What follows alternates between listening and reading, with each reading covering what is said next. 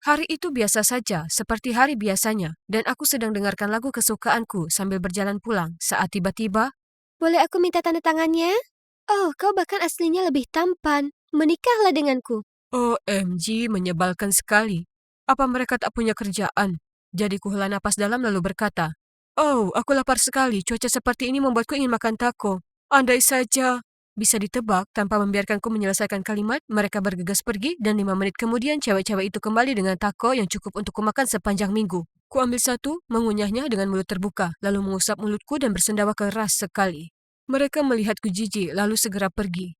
Dan memang, feed Twitterku malam itu tak mengecewakan. Kulihat banyak postingan dari para penggemar mengatakan aku kasar, rakus, dan tak tahu berterima kasih. Para penggemar bodoh ini seharusnya berhenti berfantasi tentang idola mereka, sungguh.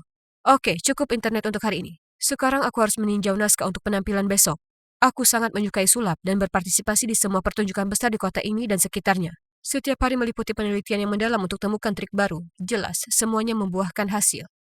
Hai, aku Aston, dan penampilan sulap terakhirku sukses besar. Tapi sayangnya ini bukan aku. Ini aku. Dan cowok itu Lasper, saudara kembar identiku. Dan cewek cantik itu Miranda, dia teman sekolah dan juga asisten kami. Dia adalah angin segar pembawa perubahan dalam pertunjukan kami. Dia juga cewek yang paling mengagumkan yang pernah kutemui. Tapi aku tak pernah punya nyali untuk memberitahunya itu. Kami lakukan pekerjaan dengan baik hari ini, terutama kau, Ashton. Naskahnya luar biasa dan para penonton sangat menyukainya. Terima. Aku tak tahu bagaimana aku bisa berterima kasih pada kalian. Aku belajar banyak sekali dan aku sangat senang bekerja dengan kalian berdua. Ini adalah kesempatanku untuk memberitahu Miranda bagaimana perasaanku. Kubuka mulutku untuk bicara, tapi kemudian Jasper muncul tersenyum di sampingnya dan berkata, "Dan kau juga cantik. Kau sangat berbakat dan menawan. Para penonton menganggapmu luar biasa. Begitu juga aku." Miranda balas tersenyum. Kemudian mereka berdua mulai ngobrol dan berjalan pergi, meninggalkanku di belakang. Jujur, kami mungkin kebar identik soal penampilan, tapi kepribadian kami saling berseberangan. Saudaraku menyukai perhatian, sementara aku agak pemalu. Saat kami masih kecil, semua orang lebih memilih Jasper daripada aku. Tak masalah ibu mendandani kami dengan pakaian yang sama. Orang-orang selalu mengerumuni Jasper dan menyebutnya tampan, cerdas, dan pintar. Sementara aku, ya, aku mungkin saja tak terlihat. Hai, jangan salah, aku tak benci saudaraku.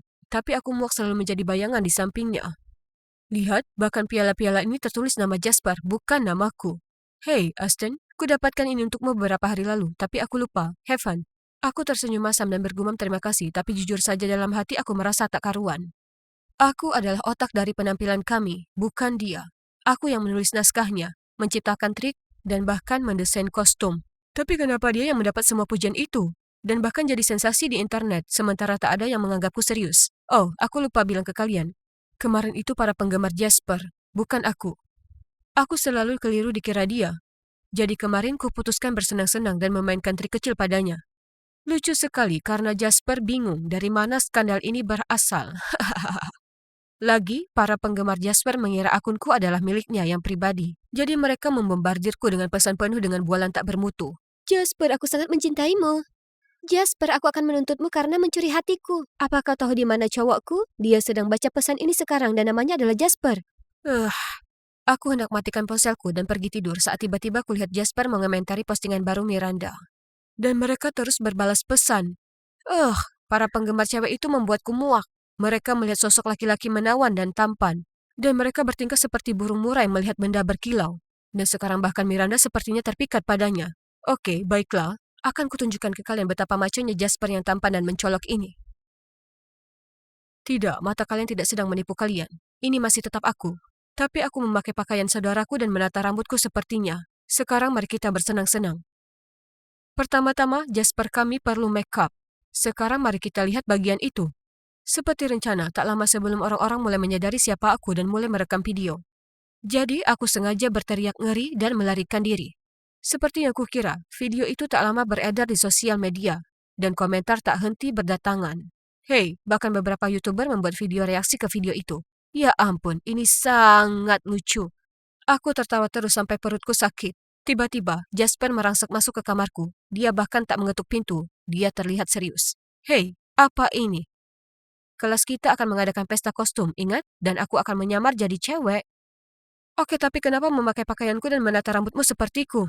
Tenanglah bro, sepertinya aku tak sengaja mengambil punyamu. Toh biasanya kita pakai barang yang sama sepanjang waktu saat kita masih kecil, jangan terlalu baper. Dan soal rambut, aku cuma mencoba sesuatu yang baru.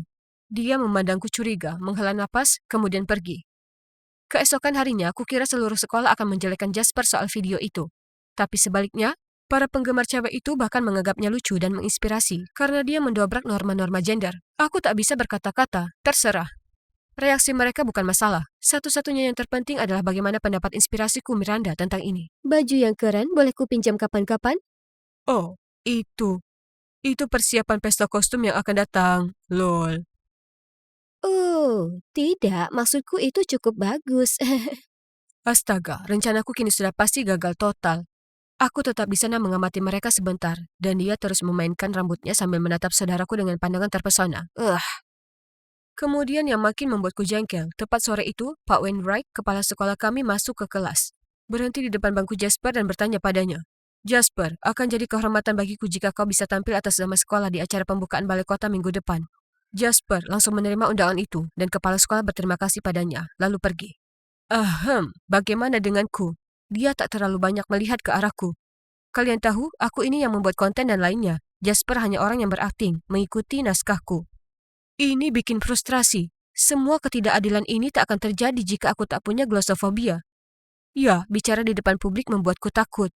Jadi aku hanya bisa duduk di sana dengan tangan mengepal merasakan kemarahanku saat ini. Ini menyebalkan. Aku di belakang panggung dengan Jasper memeriksa jadwal pertunjukan. Saat Jasper berseru, aku ingin buat sedikit perubahan. Aku ingin mengakui perasaanku terhadap Miranda di akhir penampilan. Dia menunjuk panggung lalu melanjutkan. Aku akan menggantung sekotak penuh kelopak bunga di langit-langit, dan selama tepuk tangan, kau akan menarik tali itu dan wush, kelopak-kelopak bunga akan berjatuhan di atas kami saat aku membuat pengakuan. Bagaimana menurutmu? Romantis ya? Aku kebingungan, tapi masih berhasil bergumam. Oh, iya, itu kedengarannya bagus. Tapi jantungku terasa sesak. Tak mungkin aku bisa biarkan itu terjadi. Jadi, aku punya sebuah rencana. Karena aku adalah yang bertanggung jawab atas propertinya, hari itu diam-diam aku mengganti kotak kelopak bunga di ujung tali dengan ember berisi air kotor saja. Bukankah itu terdengar lebih seru? Kemudian sebelum pertunjukan, ku tarik Miranda ke samping lalu memberitahunya. Jasper punya kejutan untukmu. Kau akan suka. Setelah dia menerima hadiah ini, tak mungkin dia mau menemui Jasper lagi. Hahaha, aku tak sabar menunggu. Pertunjukan selesai dan tepuk tangan. Aku menunggu sinyal kedipan mata dari Jasper, lalu aku menarik talinya dan menyaksikan, oh tidak, kesalahan teknis. Tali yang menahan ember tersangkut dan sekarang seluruh ember itu terjatuh. Jasper menerjang ke depan dan menjatuhkan Miranda. Ember itu menimpa kepala Jasper. Dia pingsan dan air yang bau dan berlumur itu tumpah kemana-mana. Seluruh tempat itu jadi gempar. Ya Tuhan, apa yang baru saja aku lakukan? Oh! Aku memegangi kepalaku dan berteriak, tapi tunggu. Kenapa sangat gelap? Hei, ini kan kamarku. Aku merasa kedinginan, basah berkeringat dan gemetaran.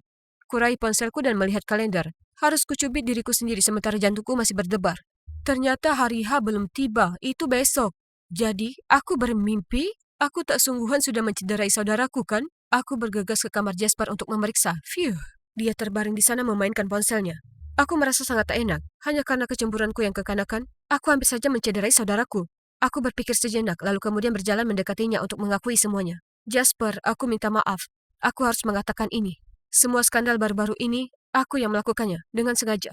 Insiden Taco dan juga yang di Walmart, dia mendongak dari ponselnya dan menghela napas. Kenapa kau lakukan itu? Karena aku juga suka Miranda. Hah? Sungguh? Aku tak tahu itu. Kenapa kau tak bilang padaku?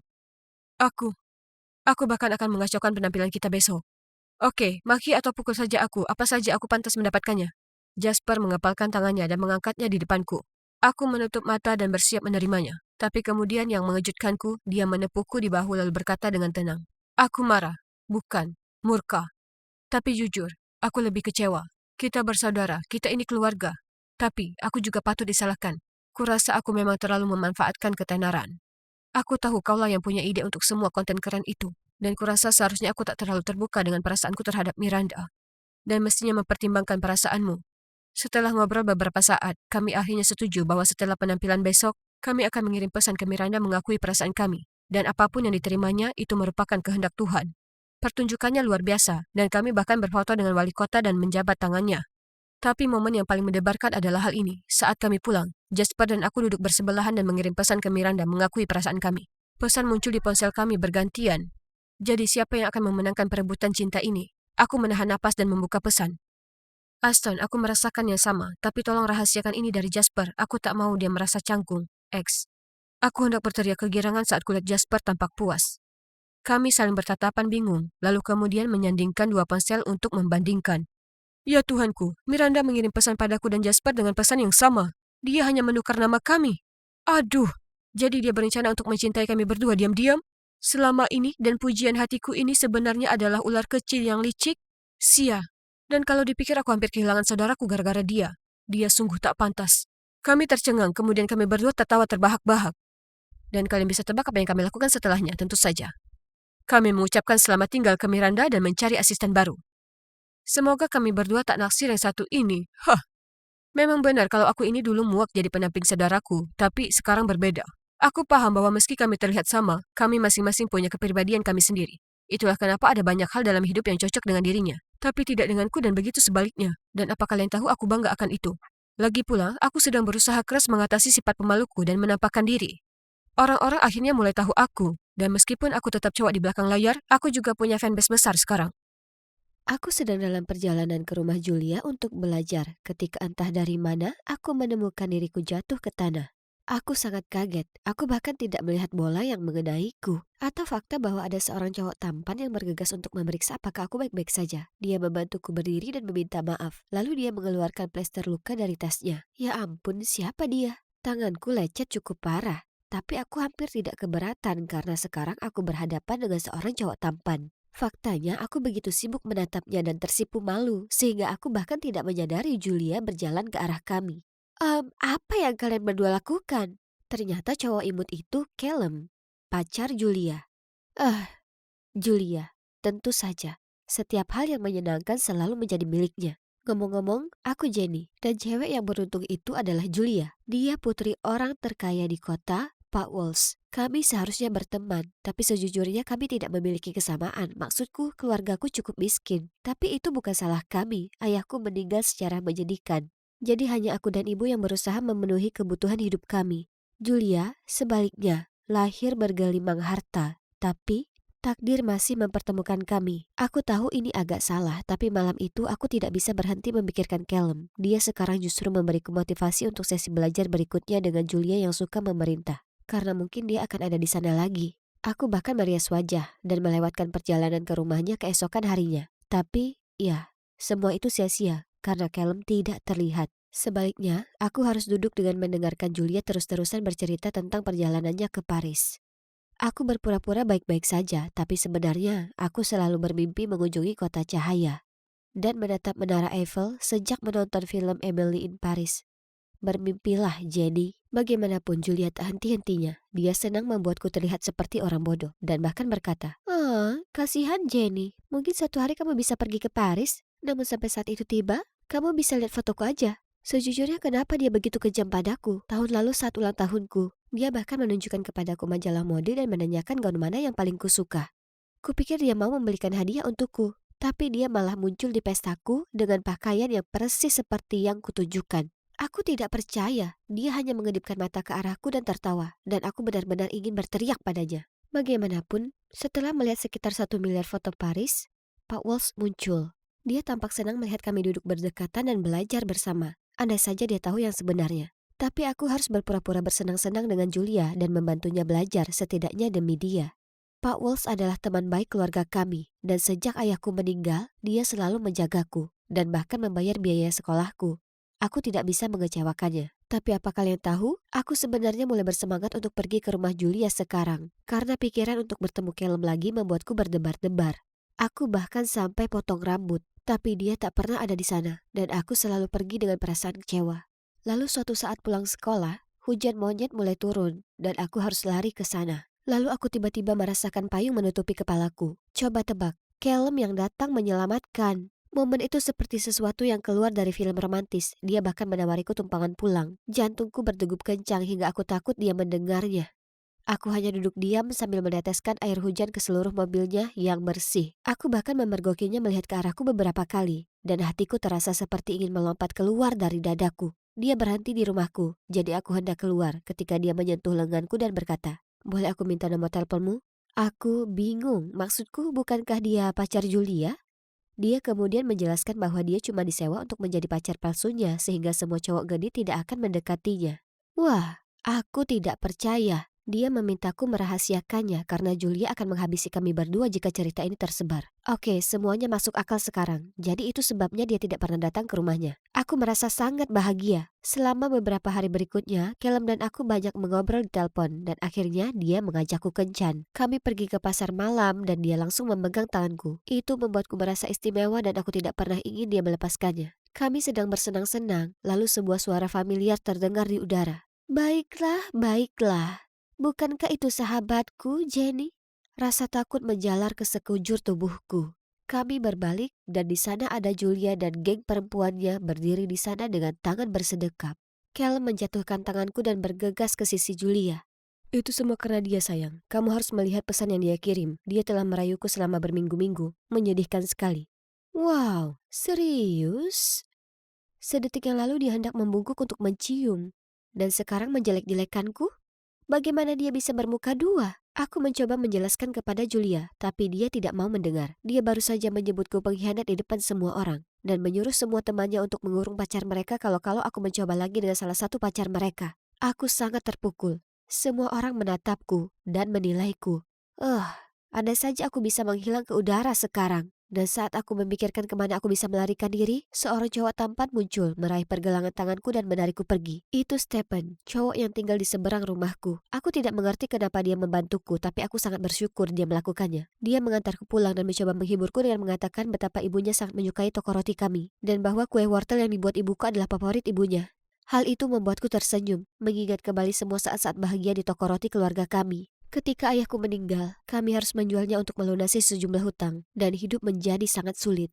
Untungnya Pak Walsh membantu. Tetapi setelah apa yang baru saja terjadi dengan Julia, aku tidak yakin mampu menghadapinya. Keesokan harinya di sekolah, semua orang menatapku. Aku bahkan tidak dapat menemukan tempat untuk duduk saat makan siang. Apa yang telah kulakukan? Aku telah merusak segalanya. Dan kemudian menjadi lebih buruk, ponselku berbunyi. Itu adalah Pak Walsh. Dia mengatakan dia sangat kecewa padaku dan aku tidak perlu lagi datang dan mengajari putrinya. Aku ingin menangis dan pada saat yang sama aku merasa sangat lega. Tapi kemudian aku terus membaca dan dia berkata, "Maaf tapi aku tidak bisa menepati janjiku lagi. Aku akan terus mensubsidi biaya SMA-mu, tapi kamu harus memikirkan sesuatu untuk kuliah. Semoga beruntung." Hatiku hancur. Aku tidak hanya dijauhi oleh semua orang di sekolah dan ditikam dari belakang oleh Callum. Tapi kini pintu perguruan tinggi juga dibanting tertutup di hadapanku. Apa yang akan aku lakukan? Hidupku sudah berakhir. Aku merasa sangat mual. Aku langsung keluar dari kantin dan pulang ke rumah. Aku tidak berani pergi ke sekolah selama beberapa hari berikutnya. Aku depresi. Dan ketika aku sudah putus asa, ada ketukan di pintu rumahku. Itu Callum. Apa yang dia lakukan di sini? Dia bilang dia menyesal atas apa yang terjadi dan dia sangat merindukanku. Lalu dia bertanya apakah aku tertarik menjadi pacar rahasianya. Apa-apaan ini? Aku sangat marah hingga ingin membanting pintu di depan wajahnya. Tapi dia cukup cepat menangkap tanganku sehingga membuatku terkejut. Tepat pada saat itu Stephen kebetulan lewat. Melihatku berdiri di sana bersama Callum, wajahnya berubah dan dia segera pergi. Oh tidak, aku pasti tidak bisa lagi membiarkan dia salah paham tentangku. Dialah satu-satunya temanku yang tersisa. Aku menarik lenganku dari Callum dan mengejar Stephen. Aku akhirnya menyusulnya dan mengungkapkan perasaanku seolah-olah seluruh dunia menentangku dan aku tidak tahu harus berbuat apa. Dia menyuruhku untuk tenang lalu kami duduk di taman sambil membiarkanku menceritakan semuanya padanya. Saat aku selesai berbicara, aku hampir menangis. Lalu dia berkata, "Dengarkan Jenny, kamu lebih baik dari ini. Jangan menurunkan levelmu agar cocok dengan orang-orang di sekolahmu. Orang baik akan melihatmu apa adanya. Kamu kuat dan kamu bisa melewati apapun. Aku tahu kamu bisa." Dia benar, aku lebih baik dari ini. Aku tidak perlu terpuruk seperti Julia dan teman-temannya. Dan tentu saja aku tidak perlu bergantung pada uang Pak Walsh. Aku akan memikirkan hal ini sendiri, seperti yang selalu kulakukan. Jadi aku melamar pekerjaan paruh waktu di sebuah kedai kopi. Menghasilkan uang sendiri terasa sangat menyenangkan. Tiba-tiba aku merasa bebas. Dan aku tahu segalanya akan baik-baik saja. Namun suatu hari saat aku sedang bekerja, Julia dan kelompoknya datang. Mereka masih belum melupakan apa yang terjadi, dan di depan semua orang mereka mengungkit perbuatanku yang telah mempermalukanku. Dan mereka bahkan merekamnya, dan aku tak bisa berhenti gemetar. Ini keterlaluan. Saat itulah aku melemparkan secangkir kopi ke seluruh tubuh Julia dan lari dari sana. Julia berteriak dan mengatakan dia akan memberitahu ibuku semua yang telah kulakukan. Tanpa ragu, Julia benar-benar melakukannya. Dia bahkan mengirimi ibu fotoku dan Callum di pameran. Dan ya, ibuku tidak menerimanya dengan baik. Aku bergegas pulang untuk mencoba menjelaskan setelah ibu membentakku melalui telepon. Tapi ibu tidak ada. Aku menelpon-teleponnya dan seorang pria menjawab. Dia bilang ibuku dirawat di rumah sakit setelah dia pingsan. Ya Tuhan, Tuhan yang baik. Aku segera pergi ke rumah sakit dan mengetahui bahwa dia pingsan karena syok, tapi untungnya dia baik-baik saja. Dia harus tinggal sepanjang hari untuk diawasi. Jadi aku pergi untuk membelikan kami berdua secangkir kopi. Saat itulah aku melihatnya. Callum. Dia berada di bangsal sebelah, duduk bersama seorang cewek. Aku hampir menjatuhkan kopinya karena terkejut. Mereka terlihat dekat. Aku menunggu sampai dia pergi, lalu aku bertanya pada cewek itu apakah Callum adalah pacarnya. Nah, ternyata mereka sudah berpacaran selama 2 tahun. Jadi dia selingkuh 3 kali lipat. Cewek ini pantas tahu kebenarannya. Jadi aku menarik napas dalam-dalam dan menceritakan semuanya padanya. Dia sangat kesal. Kami memutuskan untuk mendapatkan kembali milik kami sendiri. Jadi cewek itu menelpon Callum dan memintanya untuk kembali. Begitu dia tiba, kami mengkonfrontasinya dan mendapatkan kebenaran untuk selamanya. Dia tidak pernah menjadi pacar Julia yang sebenarnya. Sebenarnya inilah bagian yang mengejutkan. Dia disewa oleh Julia untuk berpura-pura berkencan denganku dan menghancurkan hidupku. Rupanya dia iri dengan banyak perhatian yang diberikan ayahnya kepadaku sejak ayahku meninggal.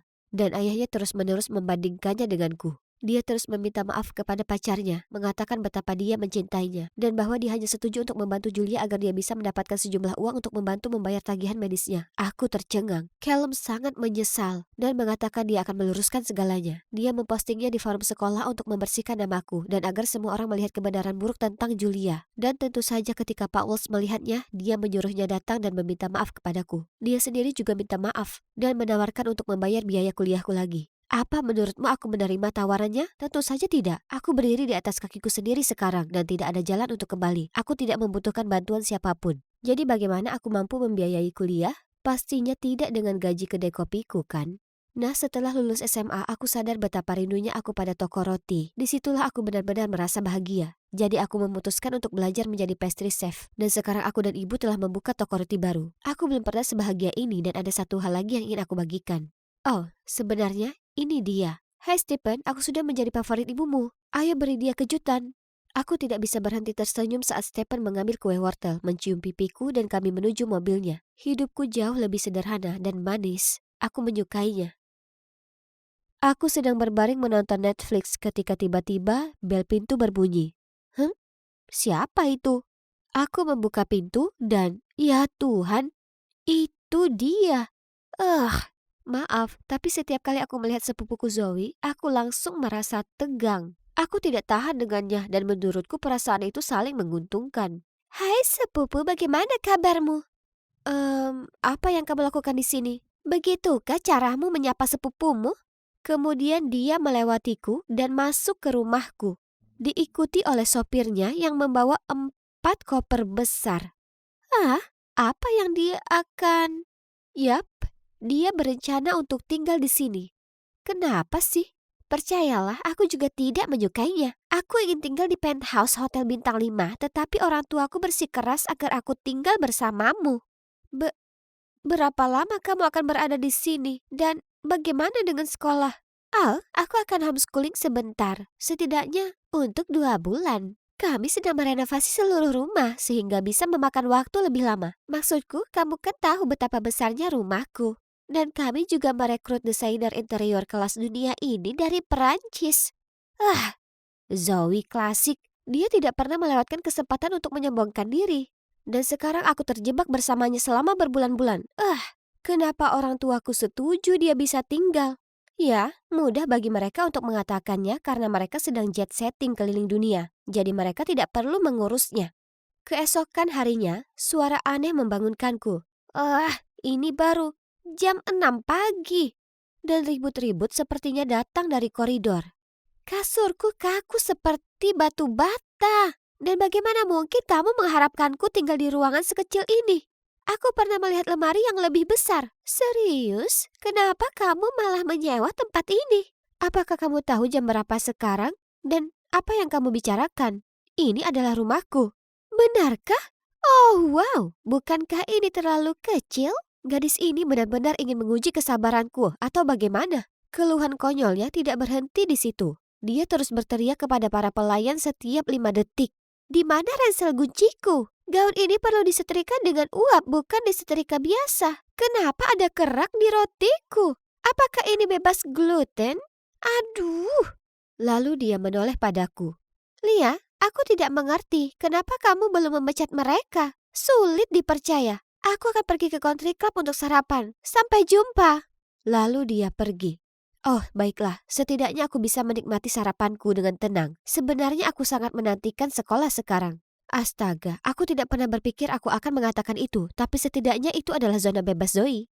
Namun sekolah juga harus berakhir suatu saat, dan aku harus pulang dan menghadapi Zoe lagi. Dia sedang duduk di sofa, lengannya terlipat, lalu dia berkata, "Hari ini sangat membosankan. Besok aku akan berangkat ke sekolah bersamamu." Apa? Aku berkata dengan panik, tidak mungkin. Sekolahku memiliki peraturan ketat yang tidak mengizinkan orang asing masuk. Selain itu, ini adalah sekolah negeri. Kamu akan membencinya. Tapi dia tidak mendengarkan dan bersikeras agar aku menelpon ayahku dan memintanya bertanya ke sekolah. Jadi aku pura-pura menelpon ayahku dan memberitahu Zoe bahwa menurutnya itu tidak mungkin. Dia segera menelpon ayahnya. Lalu 30 menit kemudian dia memberitahu aku bahwa semuanya sudah selesai. Ternyata dia menelpon kepala sekolah dan baru saja memberinya sumbangan yang besar kepada sekolah. Dan voila, Zoe diterima. Oh, baiklah. Itulah salah satu keuntungan memiliki ayah yang kaya dan berkuasa. Ya Tuhan, aku tidak percaya. Sekarang tidak ada cara untuk menghindari Zoe. Kami akan bertemu satu sama lain sepanjang hari, sepanjang waktu. Tapi mungkin saat dia melihat betapa populernya aku, dia akan cemburu dan pergi. Tapi begitu kami memasuki lorong, semua mata tertuju pada Zoe. Mereka memandangnya seperti bintang Hollywood atau semacamnya. Dasar para pengkhianat.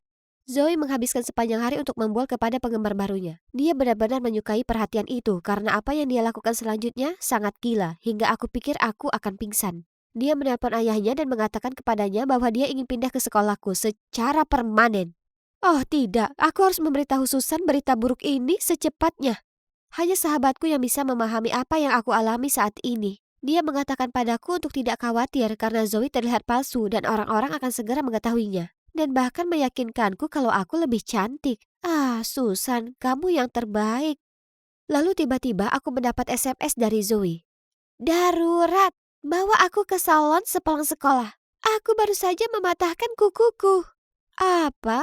Jadi sekarang aku sopirnya? Tiba-tiba Susan menyela. Aku akan mengantarnya kalau kamu mau. OMG, gadis ini adalah penyelamat. Jadi sudah diselesaikan. Susan mengantar Zoe ke salon kecantikan sepulang sekolah, sementara aku bisa bersantai di rumah dan menikmati waktu bebas Zoe. Beberapa jam kemudian, Zoe kembali dengan ekspresi dingin di wajahnya. Ada apa dengan dia? Jadi, bagaimana salonnya? Apakah kamu bersenang-senang dengan Susan? Tapi dia mengabaikanku. Terserah, aku tidak peduli. Keesokan paginya aku menggunakan pengeriting rambutku. Ada apa dengannya? Aku tidak bisa membuka penjepitnya. Ya Tuhan, aku mulai mencium bau sesuatu yang terbakar. Rambutku, tolong! Aku mengambil gunting dan memotongnya. Tuhanku, tidak mungkin aku bisa pergi ke sekolah dalam keadaan seperti ini. Jadi aku menelpon guruku dan berpura-pura sakit. Lalu membuat janji darurat dengan salon rambutku. Saat aku berjalan kembali ke kamarku untuk ganti baju, aku melirik ke kamar Zoe. Dan di sanalah senjata yang secara brutal membunuh rambutku. Sebotol besar lem tergeletak di mejanya. Wah! Jangan berpikir aku akan membiarkanmu lolos begitu saja. Saat sarapan, aku mencoba bersikap normal dengan memakai hoodie dan memberitahu Zoe kalau aku bolos sekolah hari ini karena aku sedang flu. Lalu dia pergi dan tepat pada waktunya aku mendengar jeritan yang memekakan telinga. Tangannya menempel di pintu mobil. Aku telah mengambil lem dia dan menuangkannya ke seluruh pegangan pintu mobil. Karma terasa sangat enak. Bagian terbaiknya adalah orang-orang yang lewat. Jadi dia berpura-pura sedang berpose di sebelahnya. Lucu sekali. Syukurlah, setelah setengah hari di salon, akhirnya rambutku terselamatkan. Aku tiba di rumah berpikir bahwa aku bisa bersantai dari semua stres Zoe ketika aku tiba-tiba mendengar suaranya di luar. Sekolah sudah selesai? Hebat! Tapi tunggu, apakah dia sedang berbicara dengan seseorang? Aku mengintip keluar jendela dan aku tidak dapat mempercayai mataku. Itu adalah Kyle. Kyle gebetanku. Lalu dia mencondongkan tubuh dan mencium pipinya. Jadi, baiklah, dia belum menjadi milikku. Tapi, tetap saja, beraninya dia. Lalu Susan mengirimiku pesan dan berkata, "Lia, aku minta maaf. Aku terpeleset jadi sekarang Zoe tahu kamu menyukai Kyle." Begitu Zoe memasuki rumah, aku menghalangi jalannya dan berteriak, "Jadi, kamu dan Kyle, ada apa?" "Duh, sudah jelas, kami pacaran. Beraninya kamu, kenapa tidak? Aku cewek paling populer di sekolah sekarang, bukan kamu. Mungkin kamu harus meminta ibu dan ayah untuk memindahkanmu ke sekolah lain lagi. Ingat apa yang terjadi di sekolah terakhir kita?" Lalu dia melewatiku. Wah, beraninya dia mengungkit hal itu. Apa yang terjadi di sekolah terakhirku sangat mengerikan dan traumatis. Saatnya menunjukkan padanya siapa bos di sini. Ini sekolahku. Tidak mungkin aku akan membiarkan dia mendahuluiku. Keesokan harinya di sekolah ada pengumuman besar. Kontes kecantikan Miss Teen akan diadakan 2 minggu lagi. Beberapa anak berteriak, "Zoe, kamu harus ikut. Kemenangan pasti milikmu." Dan Zoe hanya berdiri di sana berpura-pura menjadi pemalu dan segalanya. Kenapa menurut mereka Zoe cocok untuk Miss Teen? Seseorang perlu menunjukkan kepada mereka siapa yang benar-benar layak. Bagaimana kalau kamu dan aku berkompetisi? Dan mari kita lihat siapa yang sebenarnya pantas menjadi Miss Teen. Oke, kenapa tidak? Lalu aku berjalan ke arahnya dan berbisik di telinganya. Dan jika kamu kalah, kamu harus putus dengan Kyle. Setuju? Apa? Itu konyol. Tapi oke lah, terserahlah. Aku tetap akan menang. Dan ketika aku menang, kamu harus melakukan apapun yang aku katakan. Apa kita sepakat? Sepakat. Tidak mungkin aku membiarkan dia menang. Jadi aku membeli gaun desainer yang paling mempesona, memesan penata rambut dan penata rias terbaik, dan mempersiapkan diri dengan cermat untuk putaran pertanyaan. Semua usahaku membuahkan hasil, karena aku berhasil mencapai final. Zoe juga berhasil sampai final, begitu juga Susan. Ya, aku lupa menyebutkan bahwa dia juga ingin mencobanya. Tapi tidak masalah, karena mengalahkan mereka akan sangat mudah. Aku ke belakang panggung untuk ganti pakaian, ketika tiba-tiba aku mendapat notifikasi di ponselku. Aku membukanya dan hampir menjatuhkan ponselku karena kaget. Di sana, di seluruh media sosial, ada foto momen terburuk dalam hidupku. Foto itu diambil di sebuah pesta tepat setelah aku didorong ke dalam kolam. Riasanku basah kuyup, rambut acak-acakan, dan semuanya berantakan. Oh tidak, foto ini bisa merusak peluang kompetisiku dan hidupku. Tapi bagaimana caranya? Ini di SMA lamaku. Itu pasti Zoe. Hanya dia yang tahu tentang itu. Aku bergegas ke ruang ganti dan melihat dia sedang meneriaki seorang cowok. "Siapa yang menyuruhmu memotong bajuku? Siapa?" Cowok malang itu tampak begitu ketakutan dan tergagap. Lia menyuruhku untuk..." "Apa?" Dia berbohong. Lalu aku bergegas menghampiri cowok itu dan menghadapinya. Karena takut, dia berkata bahwa Susan telah membayarnya untuk memotong gaun Zoe dan kemudian menyalahkanku. Apa? Susan? Sahabatku? Tapi kenapa dia melakukan itu? Zoe dan aku duduk dan mencoba menyatukan semuanya. Ketika mereka berada di salon kecantikan, Susan memberitahunya bahwa aku menjelek-jelekannya di belakang punggungnya. Jadi karena merasa marah, Zoe juga memberitahunya bagaimana aku diajak di sekolah lamaku karena tidak cukup kaya. Dan kemudian dia menunjukkan foto itu padanya. Susan memang meminjam ponselnya setelah itu. Jadi pada saat itulah dia pasti sudah mendapatkan fotonya. Ya Tuhan, aku tidak percaya. Pantas saja Zoe agak murung setelah dia pulang dari salon dan mengerjaiku dengan lem itu. Dan Susan, bagaimana dia bisa melakukan ini padaku? Aku pikir kami adalah teman baik. Kami kembali ke ruang gantiku. Oh tidak, gaun cantikku juga rusak. Tidak mungkin kami dapat melanjutkan kontes. Tapi kemudian Zoe menoleh ke arahku dan berkata, "Beri aku 15 menit, aku akan membelikanmu gaun lagi. Kamu tetap di sini dan selesaikan riasanmu." "Tapi bagaimana denganmu? Jangan khawatirkan aku akan baik-baik saja." Lalu sesuai janjinya, Zoe kembali dengan gaun memukau tersebut. Aku segera berganti pakaian dan naik ke atas panggung. Aku melihat Susan menatapku dengan kaget dan bingung. Hah, makan itu penipu? Tapi di mana Zoe? Kemudian moderator bergabung dengan Susan dan aku di atas panggung dan mengumumkan bahwa Zoe tidak dapat berkompetisi lagi karena masalah pribadi. Saat itulah aku menyadari dia menyerahkan tempatnya di final agar dia bisa pergi dan membelikanku baju baru. Tapi kenapa dia melakukan itu? Pertanyaanku harus menunggu saat babak final dimulai. Susan bangun lebih dulu. Setelah dia, aku dengan gugup berjalan ke tengah panggung. Penonton terdiam saat juri membacakan pertanyaan. Setiap orang pernah mengalami sesuatu yang mengubah cara pandang mereka terhadap hidup. Bisa kau ceritakan pengalamanmu yang paling berkesan dan apa yang kamu pelajari dari pengalaman? Ya Tuhan, itu sulit. Aku hanya mempersiapkan kejadian terkini, statistika, politik, tapi bukan ini.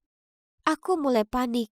Dan saat itulah aku melihat Zoe tersenyum kepadaku. Aku bisa melakukannya. Kalau tidak, apa yang Zoe lakukan akan jadi sia-sia. Jadi aku menarik napas dalam-dalam. Pengalamanku yang paling berkesan adalah berada di sini dan mengikuti kompetisi ini. Aku telah belajar bahwa ini tidak selalu tentang kemenangan, terutama jika itu berarti merugikan orang lain dalam prosesnya, karena itu sangat jahat. Namun aku tahu bahwa apapun hasilnya, aku beruntung mengetahui bahwa apa yang lebih penting dari persaingan adalah cinta dari keluarga. Dan itu adalah hal terpenting di dunia. Karena keluarga tidak akan pernah mengecewakanmu, apapun yang terjadi. Jadi, aku ingin berterima kasih kepada sepupuku Zoe, karena aku tidak akan berdiri di sini tanpa dia. Setelah pidatoku, Susan bergabung denganku di atas panggung, dan kami dengan gugup menunggu juri mengumumkan pemenangnya. Pemenang Miss Teen 2020 adalah Selamat Lia John. OMG, aku menang. Aku tidak percaya. Setelah kompetisi, Zoe berlari ke arahku dan memelukku. Terima kasih telah membantuku. Aku tidak bisa melakukannya tanpamu. Dan aku minta maaf atas semuanya. Zoe mulai terisak. Aku juga minta maaf. Lalu kami berpelukan lebih erat lagi. Lalu dia melepaskannya, melihat ke bawah dan berbicara dengan suara sedih. Jadi, seperti yang aku janjikan, aku akan putus dengan Kyle. Aku tidak menyangka kamu suka padanya. Kalau gitu aku tidak akan kencan dengannya. Aku bersumpah. Aku senyum padanya dan berkata, aku tahu dan tidak apa-apa. Kamu tidak perlu putus dengannya karena aku. Jika kamu benar-benar mencintainya, maka aku ikut bahagia untukmu.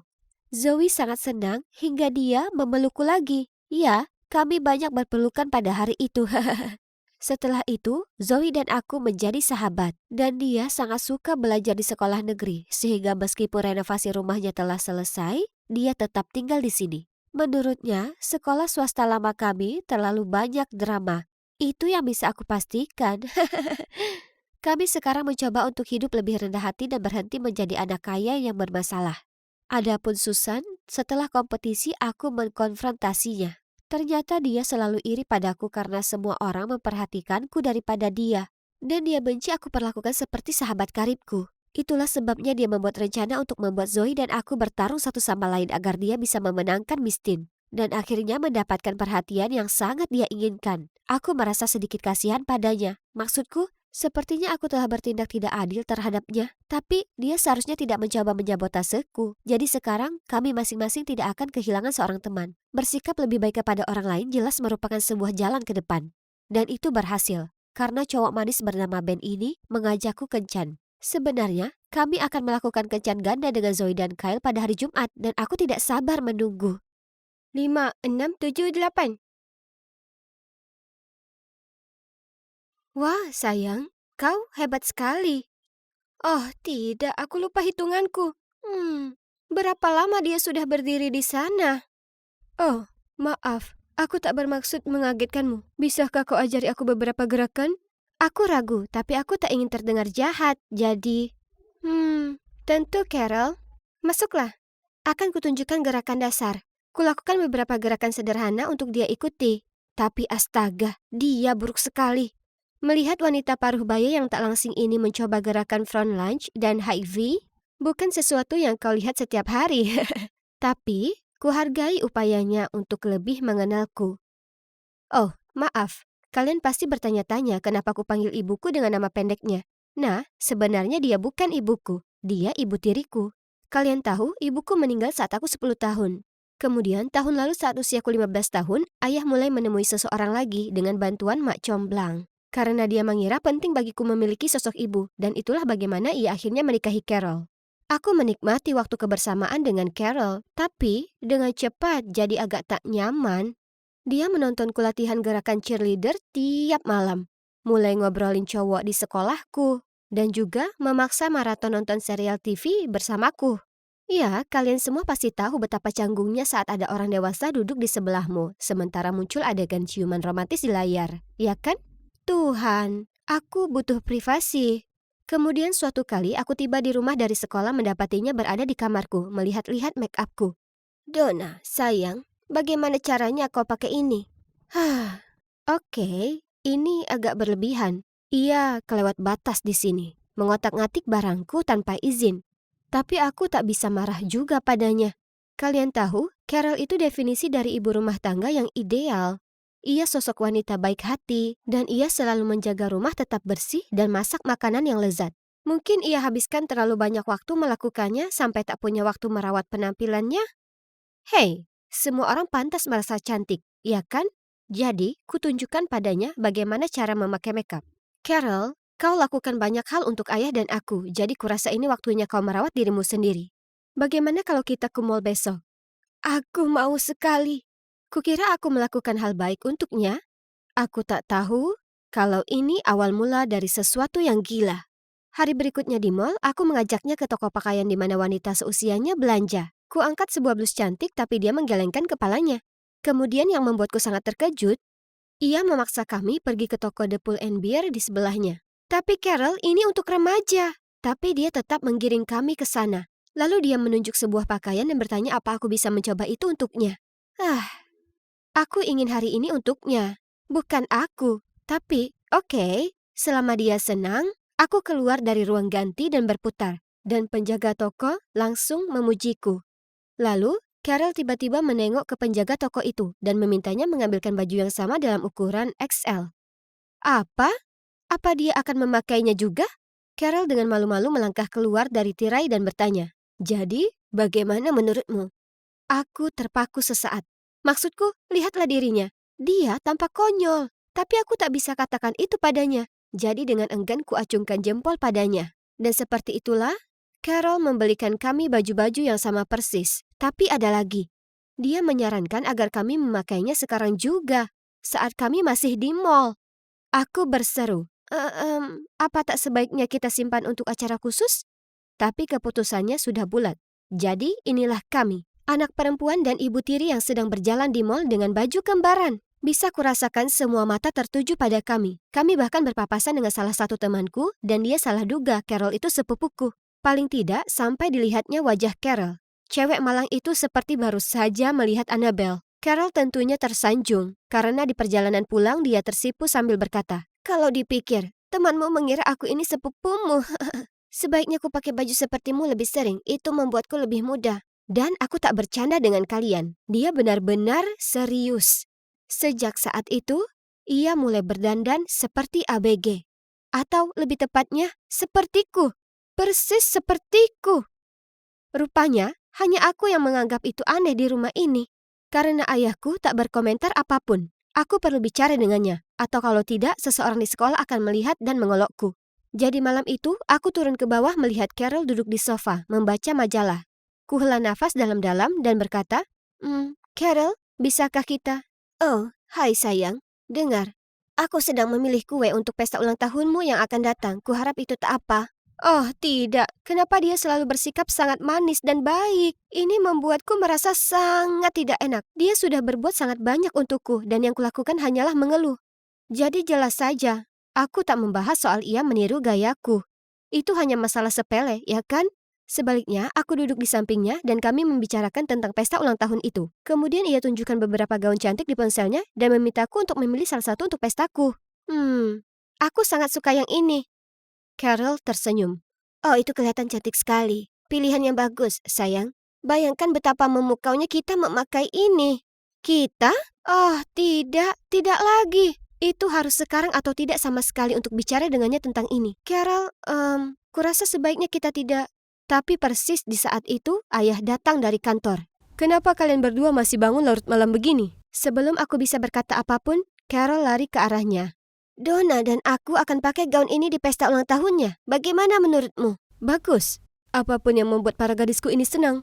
Aku tak bisa menghadapi rasa malu karena berpakaian sama dengan Carol sekali lagi.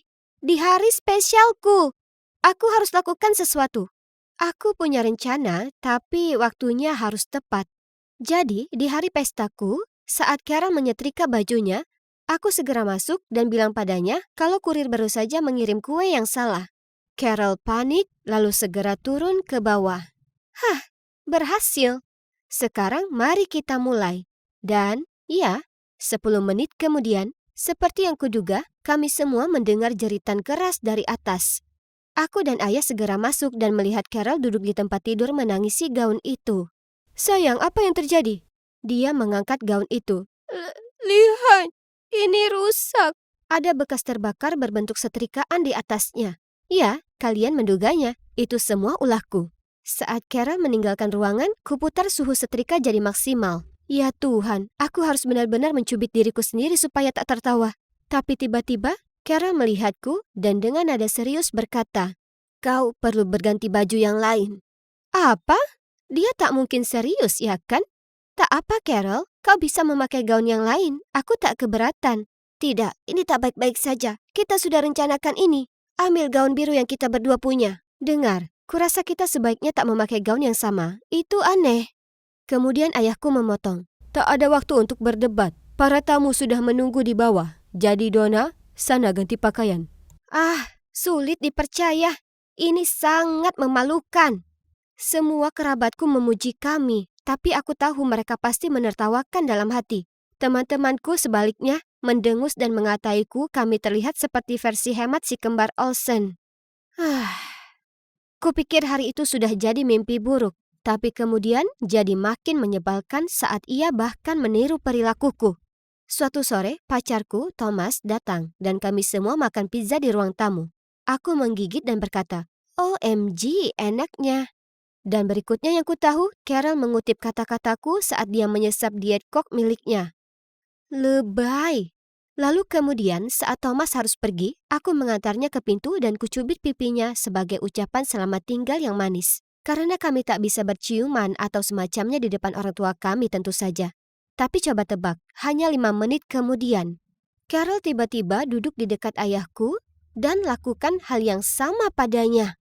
Itu sangat aneh dan ayah sama sekali tak terkesan juga. Tapi inilah hal terburuknya. Beberapa hari kemudian, temanku telah mengirimiku tautan ke akun TikTok Carol. Oh, ya ampun. Itu video ayahku dan disukai oleh ribuan.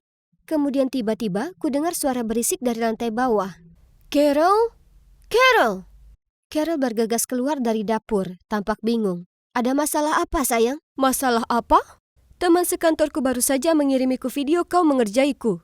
Semua orang sudah melihatnya, bahkan bosku, pelangganku, semuanya. Bagaimana aku pergi ke kantor sekarang, mengacaukan karirku? Apa itu maumu? Terlalu berlebihan untuk sebuah ketidaksengajaan. Yap, video yang kubicarakan ini, di mana Carol memanggang kue buah untuk ayahku lalu kemudian menghantamkan wajah ayah ke kue itu. Saat ayah mendongak ke atas, ada 2 irisan stroberi menempel di matanya. Dia terlihat seperti badut menyeramkan dari film IT. Ia mengunggahnya di akun TikToknya dan langsung jadi viral. Aku sudah lakukan itu ke temanku beberapa waktu lalu saat kami pesta tidur. Dan aku tak menyangka kalau Carol akan menirunya. Keluar dari rumahku! Teriakan ayah mengejutkanku, sementara Carol menangis dan memohon. Tolong sayang, jangan lakukan ini. Aku minta maaf. Tapi ayah tak mau dengar dan hanya menyuruhnya mengemasi barang dan menyingkir dari pandangannya segera. Saat ia mulai beranjak, ku pegang lengannya. Carol, tunggu. Aku tahu kau sudah meniru gaya berpakaianku dan perilakuku. Dan sekarang, TikTok ini. Tapi kau pasti punya alasan untuk itu, kan? Carol mengangguk. Jadi aku menenangkan ayah dan kami duduk bersama Carol saat dia menangis bercerita. Suami pertamaku sering mengolok-ngolok penampilanku yang terlihat kusam. Dia bahkan melarangku pergi ke acara keluarga karena dia bilang penampilanku memalukan untuknya.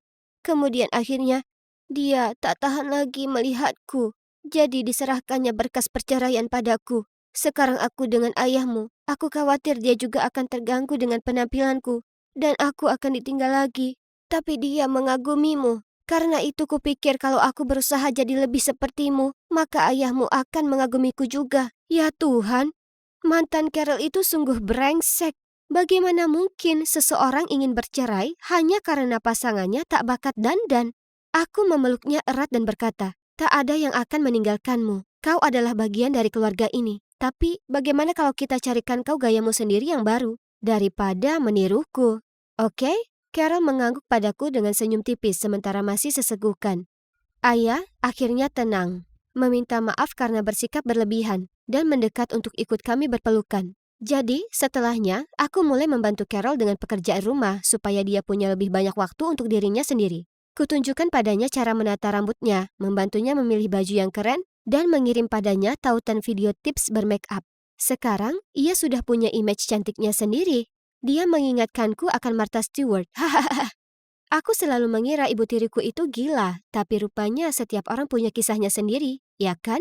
Dan kita sebaiknya mengenal mereka terlebih dahulu sebelum mengambil kesimpulan. Semua orang seharusnya merasa baik tentang dirinya sendiri, dan tak seorang pun boleh membuat mereka merasa sebaliknya. Aku sedang sibuk dengan urusanku saat kulihat semua orang memandangku dengan aneh. Apa yang salah? Aku menoleh ke pojokan dan melihat Cynthia dan pengikutnya menutupi lokerku. Oh, hebat. Itu dia, cewek yang tertarik dengan pria tua. Oh, jadi karena kau tak punya ayah sungguhan, jadi kau malah cari sugar daddy? Ya Tuhan, apa yang dia bicarakan? Semua orang melongo padaku dan teman-temannya tertawa terbahak-bahak. Panik, aku berbalik dan lari ke kamar mandi. Para cewek itu sungguh kejam. Bagaimana bisa mereka memanfaatkan situasi biasa lalu memanipulasinya? Aku mengunci diri di bilik dan tak berani keluar. Sebuah ketukan di pintu membuatku tersentak, tapi kemudian ku dengar suara yang tak asing. Nicole, ini aku, Olivia. Apa kau tak apa? Aku membuka pintu dan melihat temanku berdiri di sana melihatku dengan cemas. Dia memelukku lalu menuntunku keluar menuju lorong di mana Bu Barnes menungguku. Rumor telah sampai padanya dan ia ingin bicara denganku soal itu. Sayang, aku ingin membantumu, tapi kau perlu cerita padaku semuanya. Aku tak punya sesuatu untuk ditutupi, langsung saja. Ku bilang padanya soal Sean, yaitu guru karateku. Kami berteman sejak kami berbagi kecintaan akan gitar, gerakan mematikan karate, dan juga grup band punk rock jadul. Saat aku selesai, ia berkata, jujur saja, kurasa sedikit janggal kalau pria seumurannya menghabiskan banyak sekali waktu dengan seorang gadis muda. Kurasa yang paling baik adalah ngobrol sedikit dengan si Sean ini. Jadi, tolong, bisa kau menelpon dan mengundangnya kemari? Sean langsung datang, dan saat ia ngobrol dengan Bu Barnes di kantor, dengan gelisah aku menunggu di luar dengan Olivia. Aku ini cuma anak perempuan tanpa ayah. Sean itu baik dan dia memperlakukanku seperti anak perempuannya sendiri. Apa yang Cynthia katakan itu jahat dan tak benar. Jangan khawatir, tak seorang pun percaya Cynthia. Mereka semua tahu seperti apa dia. Beberapa saat kemudian, Sean keluar dari kantor. Dia menggaruk kepalanya sambil menyuruhku pamit ke Bu Barnes dan Olivia karena dia akan mengantarku pulang. Di mobil, aku bertanya, apa yang kau katakan ke Bu Barnes yang membuatnya setuju untuk membiarkanku pergi denganmu? Ku katakan kalau anak itu harusnya seumuran denganmu. Hah? Apa maksudnya dengan itu? Lalu dia melanjutkan, Nicole, aku punya anak yang lama hilang. Aku sudah putus asa ingin melihatnya dan berada di kehidupannya, tapi tak bisa demikian. Lalu aku bertemu denganmu, dan aku merasakan ikatan denganmu seolah kau ini anakku sendiri. Mendengarnya, aku langsung bertanya, Sean, apa kau mau jadi ayahku? Ia memberiku tatapan tercengang, jadi dengan bersemangat aku melanjutkan. Maksudku, kau kan lajang, betul? Begitu juga ibuku. Kenapa kalian berdua tak bertemu dan berkencan? Dicoba dulu saja, please. Wah, kalau Sean itu ayahku, hidupku akan luar biasa. Aku tersenyum lebar melihatnya heran. Dalam kepalaku, aku mulai merencanakan kencan pertama mereka. Wah, ini seru sekali. Tapi suasana hatiku yang bagus segera sirna. Karena yang menungguku di teras dengan tangan terlipat dan ekspresi tegas adalah ibuku. Ini pasti bukan waktu yang tepat untuk memperkenalkan mereka. Jadi dengan cepat aku berterima kasih kepada Sean dan buru-buru masuk ke dalam. Siapa pria itu? Ibu bertanya padaku.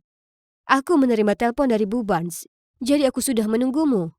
Siapa orang asing itu? Ia guru karateku. Ia hanya... Kemudian ibu menyelaku. Apa alasan pria berusia 2 kali lipat umurmu memilih untuk habiskan waktu dengan gadis remaja? Jangan khawatir, Bu. Saat ibu bertemu dengannya, ibu akan tahu betapa ia pria yang sangat baik. Hari berikutnya, ku atur untuk mereka kencan makan siang di kafe kuno di kota. Tapi saat ibu masuk dan melihatnya, dia berubah pucat pasi. Sean juga kaget. Ia terbata-bata. Louis? Ibuku berdeham.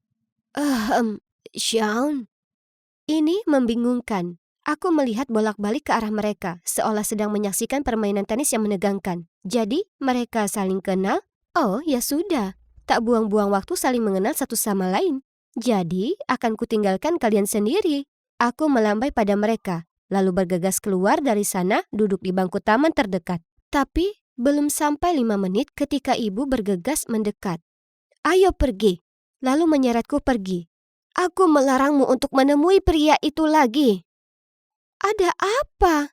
Aku panik saat mengikutinya. Bu, pelan-pelan.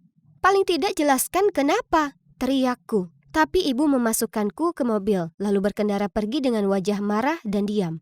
Lewat kaca jendela mobil, kulihat Sean berlari keluar kafe dan menatapku dengan wajah sedih di wajahnya. Ibu kenapa dengannya? Tanyaku. Ibu berkata, itu bukan urusanmu. Kau hanya perlu tahu kalau kau tak boleh menemuinya lagi. Kenapa? Aku berteriak sambil mulai menangis. Dia baik padaku. Kenapa aku tak boleh berteman dengannya? Karena kau harus mendengarkan ibumu.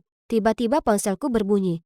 Itu Sean. Aku menerimanya dan ia menyuruhku mengaktifkan speaker supaya ia bisa bicara dengan ibu. Louis, ini aku, Sean.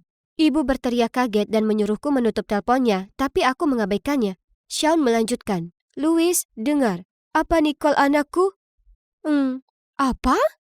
Apa aku tak salah dengar? Bisakah seseorang jelaskan padaku apa yang terjadi? Louis, beritahu aku, apa Nicole putriku? Ibu merebut ponsel itu dariku, mengakhiri panggilan, lalu melemparnya ke kursi duduk belakang. Aku terlalu terkejut untuk bisa berkata-kata. Jadi kami berdua duduk di sana di keheningan yang mencengangkan. Saat kami masuk ke rumah, melihatku sangat ingin bicara, ibu berkata terlebih dahulu. Nicole, tolong jangan tanya apapun. Akan kujelaskan nanti, oke? Aku merasa sangat ingin tahu apa yang terjadi di antara mereka.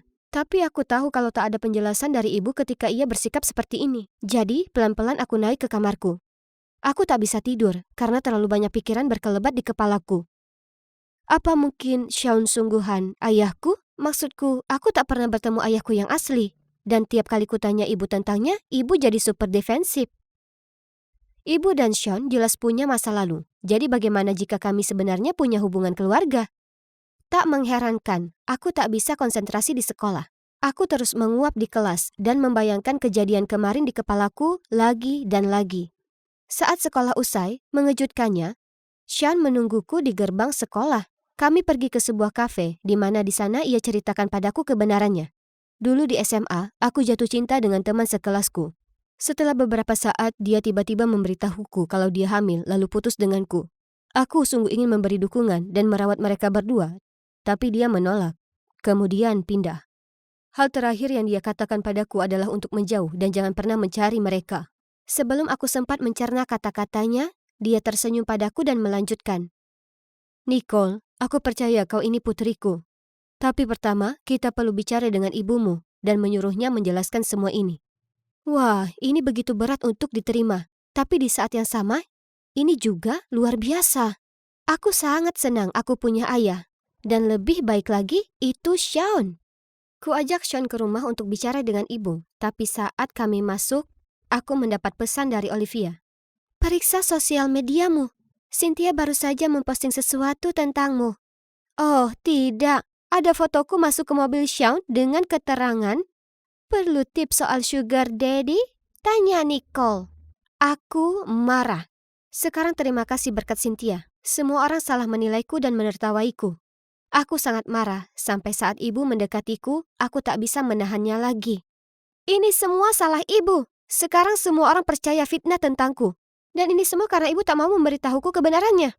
Ibu memberiku tatapan terluka, menghela napas dan dengan lembut berkata, "Kau benar. Memang aku berhutang penjelasan pada kalian berdua." Kemudian ia menoleh kepada Shaun. "Saat kukatakan padamu aku sedang hamil, itu bohong." "Apa? Bagaimana mungkin ibu bohong tentang hal seperti itu? Aku tak ingin bersamamu lagi. Tapi aku terlalu takut untuk putus denganmu baik-baik. Jadi aku mengarang cerita dengan keyakinan kalau itu akan membuatmu kabur. Tapi saat kau bilang kau akan tinggal dan mendukung kami berdua, aku jadi panik. Jadi aku pindah berkuliah dan menemukan pacar baru. Kemudian aku hamil Nicole. Tapi pacarku tak siap jadi ayah, jadi ditelantarkannya kami berdua. Sewaktu aku sedang berusaha menyerap informasi baru ini, kudapati diriku merasakan kekecewaan yang luar biasa. Mungkin Shaun juga rasakan yang sama karena ia bergumam. "Aku tak bisa bersama kalian saat ini. Selamat tinggal, Louis." Kemudian ia pergi. Duniaku rasanya runtuh di sekelilingku. Aku tak tahu harus berbuat atau berkata apa. Jadi aku hanya mengurung diri di kamarku dan duduk di sana terdiam. Beberapa hari kemudian di sekolah, Olivia berlari mendatangiku dan berseru, "Apa kau sudah dengar? Cynthia diskors karena menyebarkan rumor palsu tentang orang-orang. Sekarang semua orang tahu kalau dia pembohong." Ya, aku lega semua orang tahu. Tapi jujur saja, Cynthia dan cerita palsunya tak terlalu menggangguku lagi. Ada hal lain yang aku khawatirkan, seperti Shaun. Belum kudengar kabarnya sejak pengakuan ibu, dan aku sangat berharap ia baik-baik saja. Lalu, seminggu kemudian, Shaun mengirim pesan padaku. "Nicole, aku peduli padamu seakan kau ini putriku sendiri. Aku tak ingin kehilanganmu dari hidupku. Ada lagi, aku sudah lakukan pencarian dan temukan ayahmu. Jika kau mau, aku akan mengantarmu menemuinya." Menelan ludah, aku akhirnya akan bertemu dengan ayahku yang asli. Dalam perjalanan ke sana, Shaun menghiburku, ngobrol soal gitar dan mendengarkan Joy Division. Sangat menyenangkan ada Shaun lagi di kehidupanku. Kurasa wajar untuk anak-anak yang tak tahu orang tuanya membayangkan seperti apa mereka, ya kan? Nah, saat aku datang bertatap muka dengan ayahku yang asli, kenyataan tak sesuai dengan harapanku. Kutunjukkan padanya fotoku dan ibu, dan dia menyangkal pernah kenal dengannya, dan membanting pintu di depan wajahku. Aduh, Shaun memastikan aku baik-baik saja lalu mengantarku kembali pulang. Saat aku tiba di rumah, kuhempaskan diriku ke sofa dan menangis di bantal sofa. Shaun pasti sudah memberitahu ibu apa yang terjadi, karena ibu langsung menghampiriku. "Sayang, aku minta maaf. Ini semua salahku karena aku ini pengecut yang tak bisa hadapi masalahku sendiri. Tapi semuanya akan berubah mulai sekarang, aku janji." Kemudian Shaun berlutut di sebelahku. "Nicole, aku bersungguh-sungguh dengan apa yang kukatakan. Aku anggap kau putriku. Dan jika tak masalah dengan ibumu, aku akan senang sekali jadi ayahmu." Ibu menganggukkan kepalanya dan berkata, "Ya, jika itu yang Nicole inginkan." Aku melompat berdiri dan memeluk mereka berdua. Di momen itu, aku sadar, aku tak peduli jika ayah kandungku tak ingin mengenalku. Aku tak butuh dia, karena aku sudah punya ibu dan Shaun. Sekarang, ibu sudah belajar menjadi berani dan menghadapi masalahnya bukan lari darinya. Ibu kini berdampingan jadi orang tua bersama Shaun. Dan meski mereka tak kembali bersama, mereka berteman baik. Dan apa kalian tahu? Aku tak pernah sebahagia ini. Hei, apa sebenarnya yang kau pikir kau lakukan? Aku tahu kau mencuri uangku. Kembalikan padaku sekarang juga. Ya, kembalikan pada Sophie. Itu uang tunjangannya. Uang apa? Aku tak tahu soal uang apapun. Aku mengangkat bahu sambil berjalan menuju ranjangku, mengabaikan wajah marah Sophie.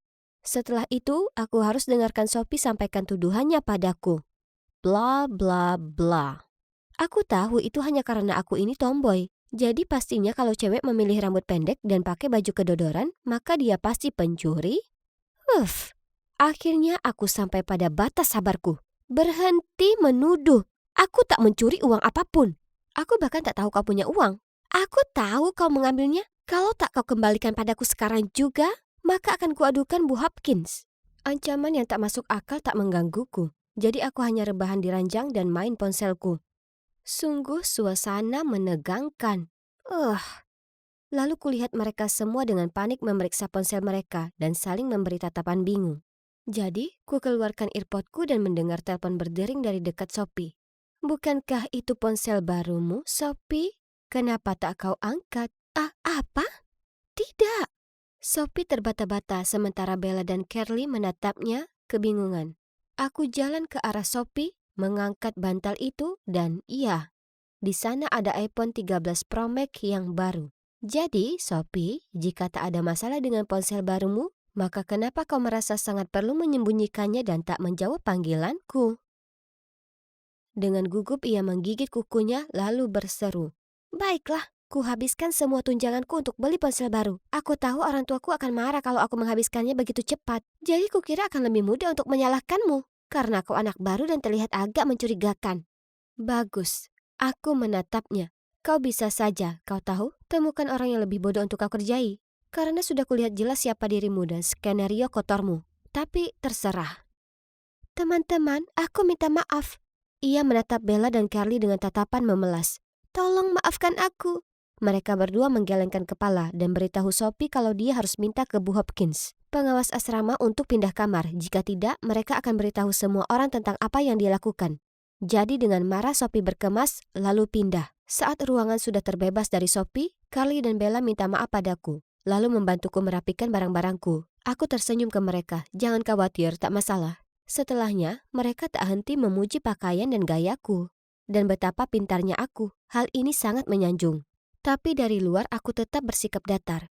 Akhir pekan itu, sekolah membawa kami keluar berkegiatan di hutan. Guru kami mengadakan perburuan harta karun dan membagi kami jadi beberapa kelompok. Aku akhirnya sekelompok dengan Carly, Bella, dan 2 orang gadis lainnya. Guru memberi Bella peta. Dia memegangnya dengan cara yang salah. "Kurasa peta ini rusak." Aku tertawa kecil, mengambilnya, lalu menggunakan petunjuk pertama yang kami dapatkan. Aku segera tahu bahwa kami perlu jalan 100 langkah ke timur dan temukan sebuah pohon di tepi danau. Ternyata semua petunjuk yang lain sama mudahnya dengan yang pertama. Dan segera kami selesaikan permainan. Di urutan pertama, semua orang melongo dan bertepuk tangan padaku. Ini sih gampang sekali. Kami dalam perjalanan kembali ke kamar asrama saat Carly menghampiriku dan berkata, "Hei Sam, kau hebat sekali hari ini." "Oh, itu bukan apa-apa. Permainan teka-teki adalah kesukaanku." "Hei, aku punya ide. Ayo kita bentuk tim detektif, karena sekolah kita masih punya beberapa kasus yang belum terpecahkan." "Itu ide bagus. Dengan gabungan pikiran Sherlock Holmes kita, tak ada yang tak mungkin." Lalu kami bertiga saling pandang dan tertawa. Aku mengangguk setuju. Maksudku, agen detektif terdengar menyenangkan. Dan itulah bagaimana tim detektif CSI lahir. Kepanjangan dari Caroline, Samantha, dan Isabella. Tentunya. Awalnya, semua orang menertawakan kami karena mereka pikir grup ini omong kosong. Tapi kemudian, saat ujian matematika dicuri, dan lewat keterampilan investigasi ahli kami mengaitkannya ke Aubrey, siswa terbaik di kelas. Hei, kami bahkan menangkap orang aneh yang menyelinap ke sekolah kami untuk memata-matai para cewek. Dan hanya soal waktu sampai semua orang mulai mengakui kemampuan kami. Suatu hari, kami bertiga berdiri di loker saat serangkaian alarm pesan berbunyi.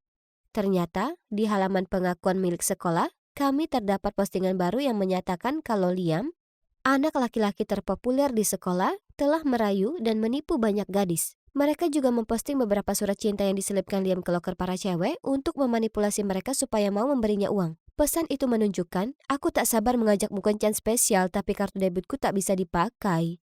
Jika kau pinjamkan milikmu, aku akan memastikan kencan kita luar biasa. Aku janji. X. Ya Tuhan, ini sulit dipercaya. Pada saat itu, kurasakan ada tepukan di pundakku. Lalu aku berbalik dan melihat Liam tampak cemberut berdiri di sana. "Tolong, kau harus membantuku. Ini tuduhan palsu. Tolong bantu temukan siapa yang melakukannya." Dan kalian tahu, tentu saja kami semua langsung mengangguk. Tidak ada yang bisa menolak membantu cowok setampan Liam.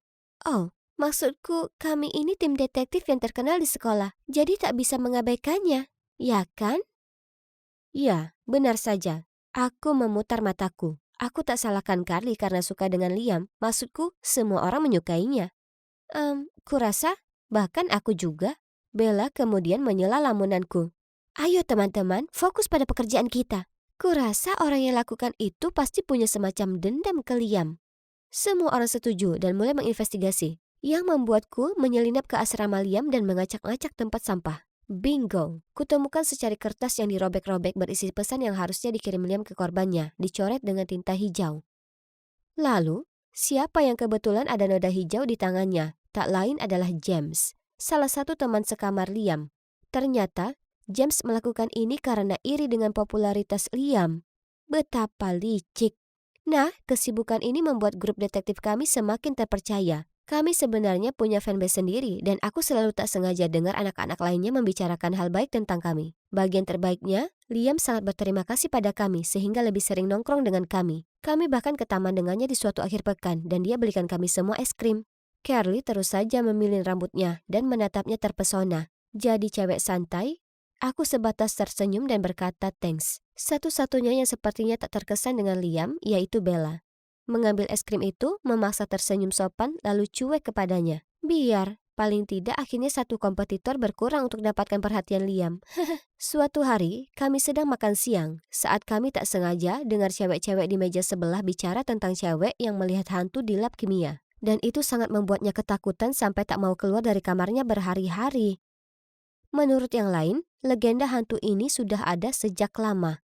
Nah, itu terdengar seperti tugas untuk CSI. Tapi Bella langsung melipat tangannya dan menggelengkan kepala. Tidak, aku tak ikut. Tak ada hantu di dunia ini. Dengan tegas aku berkata, ya, jadi kita harus pergi dan meluruskan ini. Tapi tak peduli berapa keras aku dan Kelly berusaha membujuknya, ia menolak mentah-mentah. Apa kau tahu kutukannya? Jika ada seorang pun mencari hantu ini, mereka akan dikutuk dan akan sial selama sisa hidupnya. Bukankah kau baru saja bilang tak ada hantu di dunia ini? Lalu kenapa kutukan bodoh itu mengganggumu? Sebenarnya aku takut hantu. Kupandang Bella, berusaha untuk tertawa. Oke, kalau begitu kau tetap di ruangan. Lalu aku dan Carrie pergi membahas rencana malam itu. Kami sedang sembunyi di pojok lab kimia. Ya ampun, membosankan di sini. Dan aku cukup lapar. Seharusnya aku membawa camilan. Tiba-tiba, angin dingin bertiup melalui kami. Itu membuatku bergidik. Kali menggoyang tanganku lalu berbisik. Sam, ayo kembali ke asrama. Shh. Aku mendengar sesuatu. Langkah kaki. Lalu kurasakan sentuhan di bahuku. Aku menatap Carly. Lalu kami berdua menjerit dan melesat ke pintu. Gedebuk, kami menabrak sesuatu dan terjatuh ke lantai. Aku segera bangkit dan melihat Carly dengan matanya yang terpejam dan berdoa. Tolong hantu, maafkan kami. Apa yang kalian lakukan di sini selarut ini? Aku mendongak. Ternyata Bu Hopkins yang merengut. Yap, kalian berdua akhirnya dihukum seminggu selamanya karena berkeliaran di jam ini. Setelah Bu Hopkins menceramahi kami lagi dan mengawal kami balik ke asrama, Bella menatap kami dari ranjangnya dan berkata, "Sudah ku bilang kalian berdua akhirnya akan terkutuk, bukan begitu?" Aku mendengus. Maksudku, kutukan itu omong kosong. Benar kan? Tapi kemudian hal aneh mulai terjadi padaku dan Carly. Tugas sejarahku hilang 10 menit sebelum tenggat waktu. Carly akan mengenakan perlengkapan olahraganya dan mendapatinya penuh dengan noda lumpur. Dan barang-barang pribadi kami terus hilang, lalu muncul di tempat yang aneh. Parahnya, gosip tim detektif dikutuk telah dengan cepat tersebar. Cukup sudah. Aku perlu menyelidiki yang disebut kutukan ini dan mengungkapnya. Kuceritakan pada Bella dan Carly apa yang kurencanakan, tapi mereka tampak tak yakin. Tidak, bagaimana jika sesuatu yang buruk terjadi? Aku nggak mau lagi Sam, baiknya kau juga tak ke sana. Oke, tenanglah. Aku tak akan lakukan itu. Itu cuma gagasan. Tenanglah. Itulah yang kukatakan pada mereka. Tapi masalahnya, aku tak mudah menyerah. Dan aku perlu mencari tahu apa yang terjadi. Jadi malam itu, aku menyelinap keluar kamar dan pergi ke lab sendiri. Lorong yang mengarah ke lab sangat gelap dan sepi, sampai-sampai bisa kudengar napasku sendiri. Kemudian tiba-tiba, kulihat sosok gelap berdiri di depan pintu lab. Aku berjinjit mendekat, lalu kudengar suara. Apa ada yang melihatmu? Jadi hantu bisa bicara sekarang? Tapi tunggu, bukankah suara ini sangat tidak asing? Kuarahkan sinar lampu ponselku ke arahnya. Bella? Dan Liam? Bella tersentak. dengarkan aku dulu. Ini tak seperti yang kalian kira. Oh ya Tuhan, apa temanku telah mengkhianatiku selama ini? Aku segera berbalik dan cepat pergi. Bella mencoba mengejarku untuk menjelaskan, tapi aku tak mau dengar. Rupanya itu dia selama ini. Dia mainkan trik licik padaku dan Kali supaya kami mengira kami dikutuk dan takkan kembali ke tempat pertemuan rahasianya dengan Liam. Saat kembali ke kamarku ceritakan ke Kali apa yang telah terjadi dan kami putuskan untuk mengabaikan Bella. Itu yang pantas diterimanya. Suatu hari kami sedang makan siang saat Bella datang. Kami berdua hendak beranjak, tapi Bella buru-buru berkata, "Tolong beri aku kesempatan untuk menjelaskan." "Tak perlu jelaskan. Kami tahu yang kau lakukan." "Aku tahu aku mengacau. Tapi itu karena aku takut kalian akan bereaksi seperti ini dan aku tak ingin kehilangan pertemanan kita." Kuletakkan nampan itu, lalu duduk dengan enggan. "Aku sudah pacaran dengan Liam selama beberapa waktu. Kami akan go publik. Tapi kemudian kulihat kalian berdua menyukainya. Dan aku khawatir kau akan marah padaku. Dan tim detektif kita akan bubar." "Tuhan, kau ini idiot. Kau pikir kami seegois itu?" "Ya, memang. Kami agak naksir Liam. Tapi jika kau beritahu kami kau pacaran dengannya, kami pasti baik-baik saja dengan itu." Mendengar itu, Bella terlihat malu. Lalu, dia memberi senyuman berdamai. Kemudian kami semua saling berpelukan dan berjanji kalau sejak saat ini tak akan ada lagi rahasia di antara kami. Dan tentu saja, tim detektif CSI masih aktif. Dan bahkan sekarang ada anggota baru si cowok ganteng. Yap, kalian menebak dengan benar. Yang tak lain adalah Liam. Oh astaga, lihat para pria itu. Benar memang, kalau semua laki-laki itu sama saja. Cuma perlu lihat cewek cantik dan mata mereka langsung berbinar. Hendak kuabaikan orang-orang menyebalkan ini. Tapi kemudian ada pasangan yang berjalan masuk sambil gandengan tangan. Seketika itu juga, para pengacau itu mulai membuat keributan. Lihat, menjijikkan. Lalu mereka pura-pura muntah. Astaga, para ide itu perlu menyimpan sendiri pemikiran kolot mereka. Selamat kawan, kalian baru saja mendapat tempat kalian di urutan ke-99 di buku panduan. Biar kuperlihatkan ke kalian buku panduanku. Di dalam sini, kalian akan temukan segala macam tipe laki-laki. Dari kutu buku, olahragawan seksi, dan pebisnis sukses. Tapi mereka semua punya satu kesamaan. Mereka semua tak baik. Hai, aku Monica, dan aku ini cewek playgirl yang dilatih untuk balas dendam pada para laki-laki. Sejak kecil, aku diajarkan bahwa semua laki-laki itu buruk, dan tugasku sebagai perempuan adalah memberi mereka pelajaran. Terutama para homofobia dan playboy. Sekarang yang kurang adalah mangsa ke-100, lalu selesai. Hey sis, rapat keluarga, sekarang. Ups, panggilan tugas. Ibu akan menjelaskan misi terakhir kami. Sekarang, mana buku dan penaku? Ya, mereka berdua adalah kolegaku dan juga kompetitorku. Ada Cindy, adik perempuanku yang impulsif, dan di sebelahnya ada Grace, kakakku yang sangat pintar dan agak lebih dewasa. Sedangkan aku di antara keduanya. Tak terlalu kekanakan seperti Cindy, tapi juga tak sekalem dan setenang Grace. Oh, ini ibu. Oke, kita langsung saja ke intinya. Jadi inilah dia, tujuan terakhir, dan ini adalah yang terbesar. Jadi, kali ini kalian tak bekerja sama, melainkan sendiri. Target kali ini tak akan mudah, tapi kalian semua punya pesona kalian sendiri, dan aku sangat yakin dengan kalian semua. Dan waktunya dimulai sekarang. Dennis Grove. Mari kita lihat. Oh, dia cukup tampan dan anak dari seorang CEO, juga sangat kaya. Sepertinya dia penakluk perempuan. Jelas. Tapi, kenapa ibu tugaskan dia untuk kami? Maksudku, ibu biasanya biarkan kami tentukan tujuan kami sendiri. Dan juga, kenapa kami harus saling bersaing? Mungkin karena ini adalah target ke-100, jadi ia menjadikannya lebih menantang. Kami semua sayang ibu dan ingin menyenangkannya. Maksudku, siapa yang tak ingin jadi yang terakhir melengkapi buku panduan keluarga ini, ya kan? Aku begadang semalaman membuat rencana aksi. Dari sosial media yang kutelusuri, kutemukan kalau teman Dennis akan mengadakan pesta ulang tahun di sebuah bar di kota besok malam. Jadi, di malam berikutnya, kukenakan gaun merah paling seksi yang kubeli untuk acara khusus ini, lalu jalan masuk ke bar dengan percaya diri. Semua mata tertuju padaku, kecuali Dennis. Permisi? Apa dia pergi ke bar untuk wifi gratis atau apa? Melihat hal itu, ku ambil segelas wine lalu dengan perlahan mendekatinya. Tapi tiba-tiba ada pria asing yang muncul entah dari mana dan menarik tanganku ke belakang. Sayang, kau mau kemana?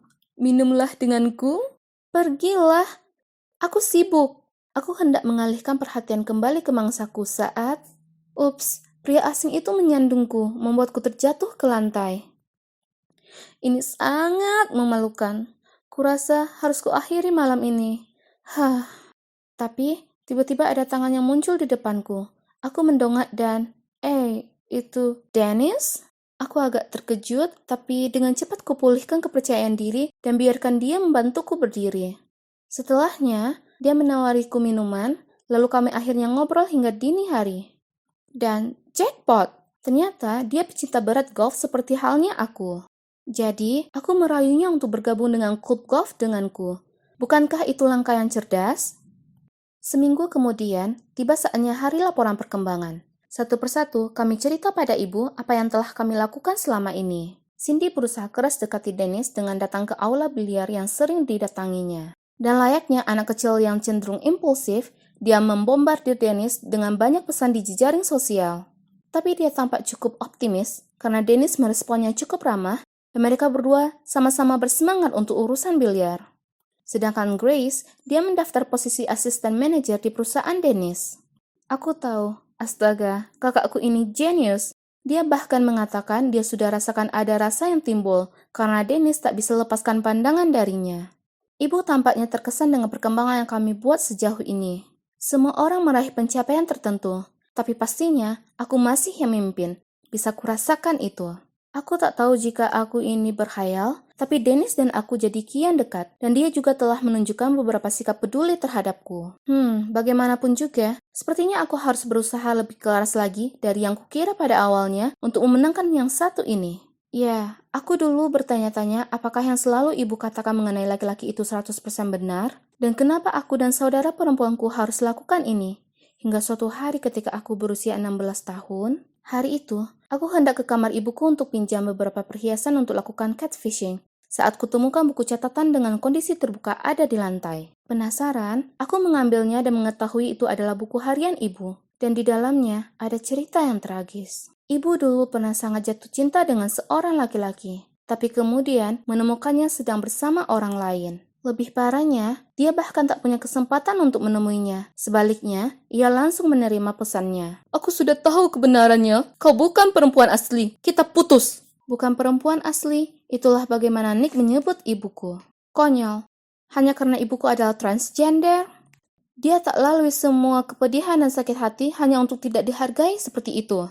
Hidup ibuku tragis bagaikan sebuah film. Penasaran, kubuka semua lembarannya mulai dari awal, dan hatiku rasanya benar-benar hancur mengetahui apa yang telah ibu alami. Ternyata, dia dan Nick adalah bagian dari grup berisi 3 orang di SMA, bersama Maureen.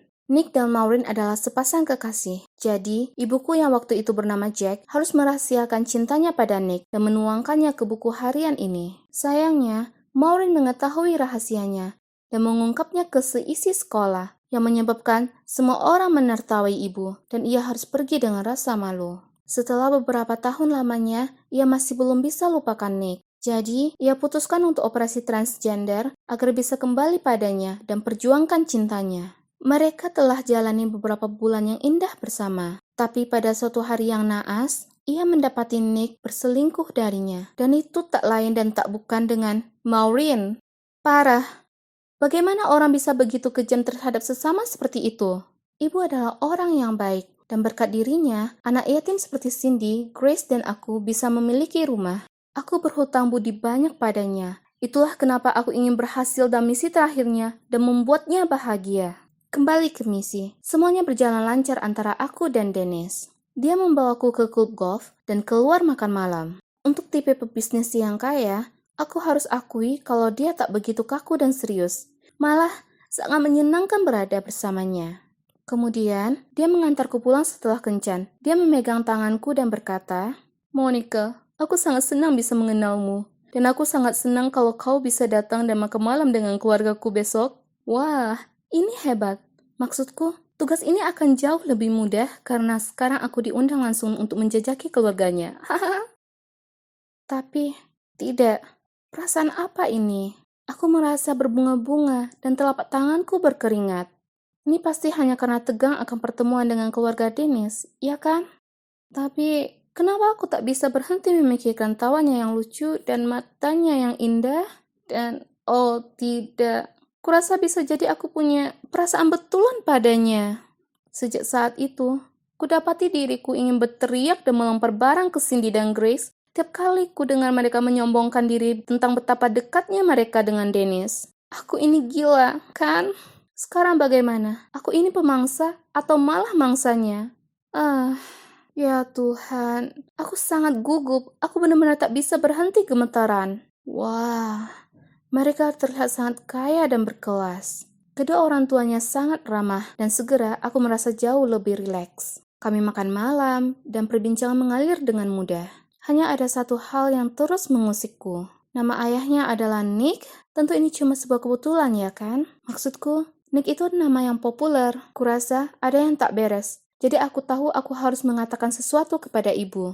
Dengan cemas, aku jalan mondar-mandir hingga ku dengar mobilnya parkir di luar. Ibu, apa ayah Dennis adalah laki-laki itu?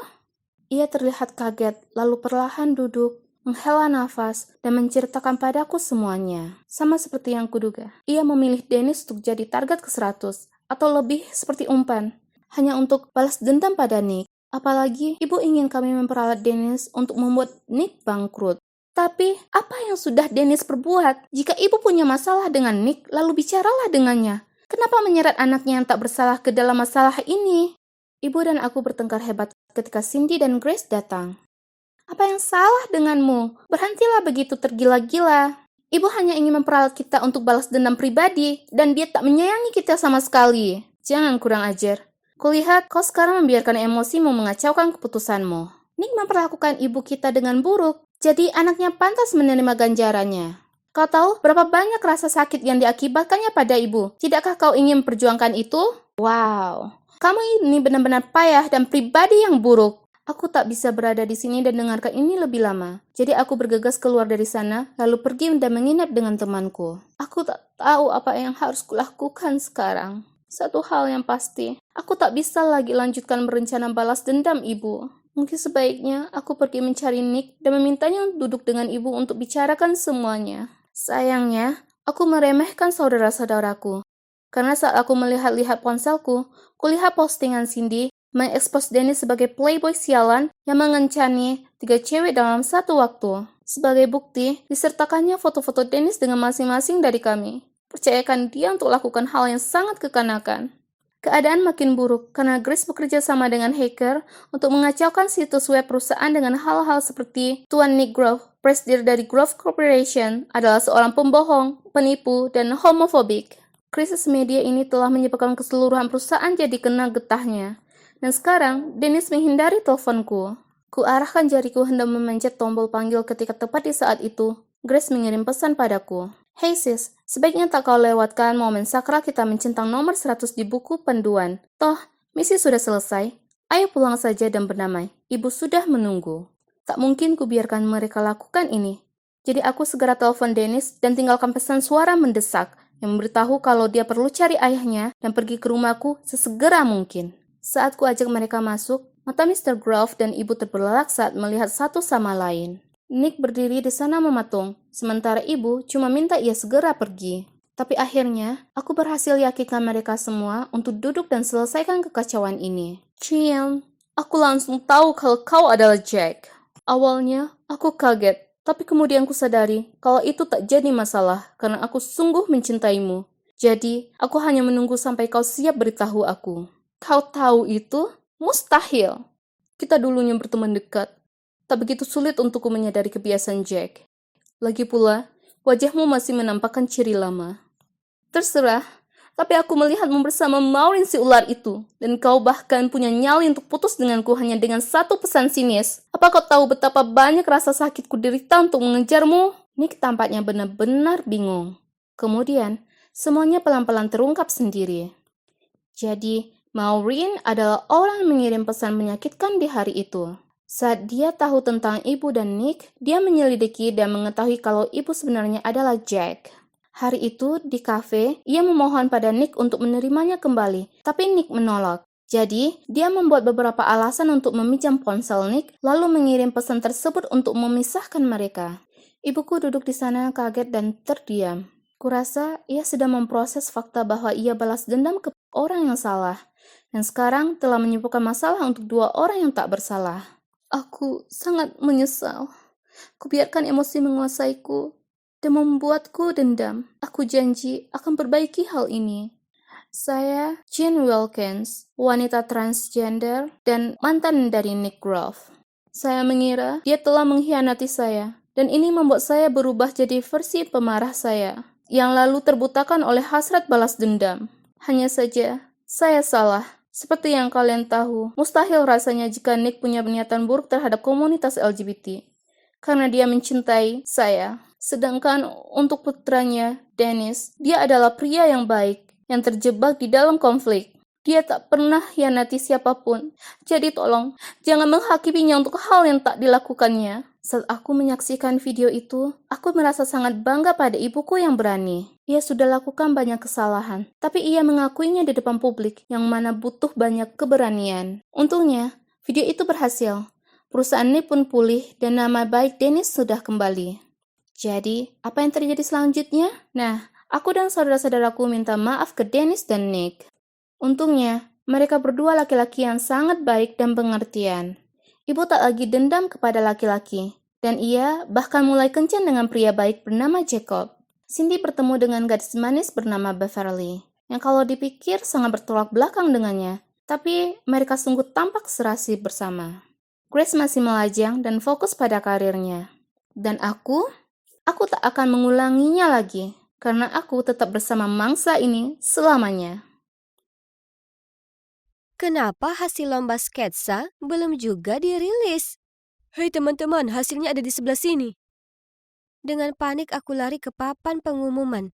Julie Morris, peringkat pertama dalam daftar. Phew.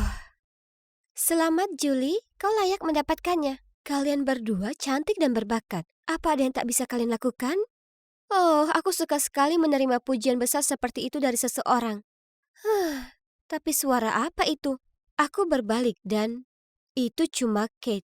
Biasanya dia jelas akan menang. Tapi mari kita lihat rankingnya. Oh, di sini. Paling bawah. Itu semua karena tinta di logo sekolah yang ada pada bagian pensil yang dipakainya hari itu. Tangan Kate mudah sekali berkeringat. Jadi saat menggambar, tinta itu menodai tangannya dan secara tak sengaja dia mencoreng kertasnya dengan itu. Kasihan kau, Kate. Tapi kau tahu tidak, aku ini lebih baik darimu. Sekarang yang tersisa antara aku dan 3 tiket emas ke camp musim panas di Italia, yaitu satu kontes terakhir. Ada satu masalah. Cewek baru bernama Ariana ini, sayangnya kebetulan seorang desainer yang berbakat. Julie, apa kau baik-baik saja? Bu, Julie pingsan. Ada cowok yang berteriak keras dan dengan panik membawaku ke ruang UKS. Ya, jadi disinilah aku. Tapi hey, jangan khawatir, sebenarnya aku tak sakit sama sekali. Aku cuma pura-pura supaya bisa lolos kelas olahraga untuk jalankan rencanaku. Saat aku berjalan menuju kelas, kulihat semua orang mengurumuni bangku Ariana. Aku bertanya ke temanku apa yang terjadi, dan dia bilang seseorang telah menumpahkan kopi pada gambarnya. Ariana sangat panik dan terus memeriksa jam tangannya. Dia harus menggambarnya ulang, tapi waktu hampir habis. Tiba-tiba ada suara berkata, "Hei, ada yang menjatuhkan kalung di sini." Mungkin itu pelakunya. Secara tak sadar kusentuh leherku. Dan, itu tak ada di sana. Kemudian ada tangan di pundakku yang membuatku terkejut dan menoleh. Itu adalah Rebecca. Kalau aku tak salah, ini punyamu. Ya kan? Dia melotot padaku. Itu kalungku.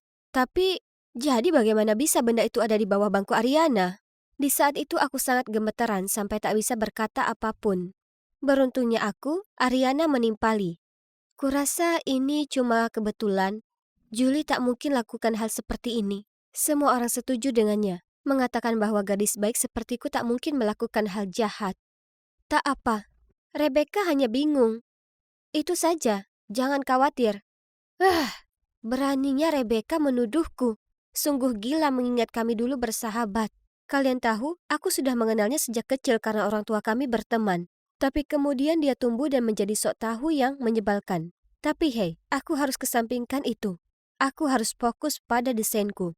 Hanya karena sudah kusabotase desain Ariana, tak berarti aku bisa lengah. Sungguh penantian menegangkan untuk mengetahui apa aku berhasil masuk daftar ke musim panas. Meskipun aku tak perlu setegang itu, karena tentu saja, aku masuk. Ternyata, walaupun Ariana harus buru-buru menggambar ulang, dia masih mendapat satu tempat juga. Tapi tempat terakhir jatuh ke Rebecca? Aku tak tahu dia juga tertarik ke desain fashion. Pokoknya, terserahlah Rebecca. Dia bukan tandinganku. Jadi, tada! Akhirnya aku di sini di Milan. Pusat fashion dunia. Dan coba tebak, selama camp musim panas, akan ada berbagai kompetisi. Dan yang terbaik akan memenangkan beasiswa ke Universitas Politeknik Milan. Tak dapat dipercaya. Sudah kuimpikan hal ini sejak lama. Tak ada yang akan menghalangi jalanku. Camp sungguh luar biasa. Aku senang mengunjungi museum dan belajar mata kuliah sejarah fashion, pemilihan bahan pakaian, dan teknik menggunting. Kemudian, tes pertama kami diumumkan, menyelesaikan keterampilan dasar menjahit dalam waktu tercepat. Mudah sekali. Aku bahkan sudah mengambil beberapa kelas menjahit sebelumnya. Itu tak masalah buatku. Melihat semua orang berjuang untuk menyelesaikan karya mereka, aku tersenyum dan dengan percaya diri menekan tombol selesai. Namun, di saat yang sama, ada orang lain yang juga menekan tombolnya. Rebecca. Tentu saja, para juri menyukai karyaku. Tapi melihat mereka memuji karya Rebecca itu menyebalkan. Kok bisa orang yang tak pernah ikut kelas menjahit sebelumnya bisa begitu hebat? 2 minggu di camp musim panas berlalu. Kemudian tantangan terakhir pun tiba, yang akan menentukan pemenang. Semua kandidat mendapat sepotong kain lebar, dan hanya itu yang diberikan ke kami, yang artinya tak ada ruang untuk kesalahan. Semua orang berusaha fokus dan mendesain dengan intensitas maksimal. Kulirik Rebecca, yang sepertinya hampir selesai dengan gaunnya. Dan jujur, gaun putrinya tampak simpel, tapi elegan. Tiba-tiba, itu membuatku cemas. Sejak kapan dia jadi begitu menyebalkan? Kami istirahat sebentar di siang hari, jadi semua orang pergi makan siang. Sementara aku tinggal sedikit lebih lama untuk menyelesaikan tes. Aku hanya tak selera makan, mengetahui gaunku belum sempurna. Hanya saja, aku tak mampu berkonsentrasi dengan desainku. Malah aku terus saja menatap manekin Rebecca. Sebaiknya kulakukan hal ini atau tidak? Jika ada seseorang yang tahu, maka semuanya akan berakhir. Tapi jika aku kalah, maka mimpiku juga akan berantakan. Ada sesuatu dalam diriku yang terus mendesakku untuk langsung menuju karya Rebecca dan segera mencipratkan tinta di baju putih itu. Jantungku berdegup kencang antara senang dan cemas. Lalu aku segera kabur dari tempat kejadian. Saat semua orang kembali ke ruangan itu dan melihat gaun Rebecca, mereka tersentak kaget. Hah? Kenapa Rebecca satu-satunya yang tidak panik? Dengan tenang diambilnya kuas dan mencelupkannya ke dalam wadah tinta dan jalan menuju gaun itu. Lalu dia mulai mencipratkan tinta ke atas gaun. Apa yang dimainkannya? Pertanyaanku segera terjawab saat gaun dengan pola tinta yang unik muncul di depanku. Parahnya, wajah para juri berbinar-binar melihatnya dan mereka sangat menghargai kemampuannya memecahkan masalah. Selamat Rebecca, kau selesaikan pekerjaan dengan baik. Tidak, terima kasih berkat kau Julie. Mari kita lihat siapa yang menang. Rebecca mencibir lalu jalan pergi. Apa maksudnya itu? Apa dia tahu kalau akulah yang melakukannya? Aku sangat khawatir sampai aku berguling-guling sepanjang malam. Hei, Julie, bangun. Kau tak boleh telat untuk tantangan terakhir. Oh, hai Ariana. Apa yang kau bilang?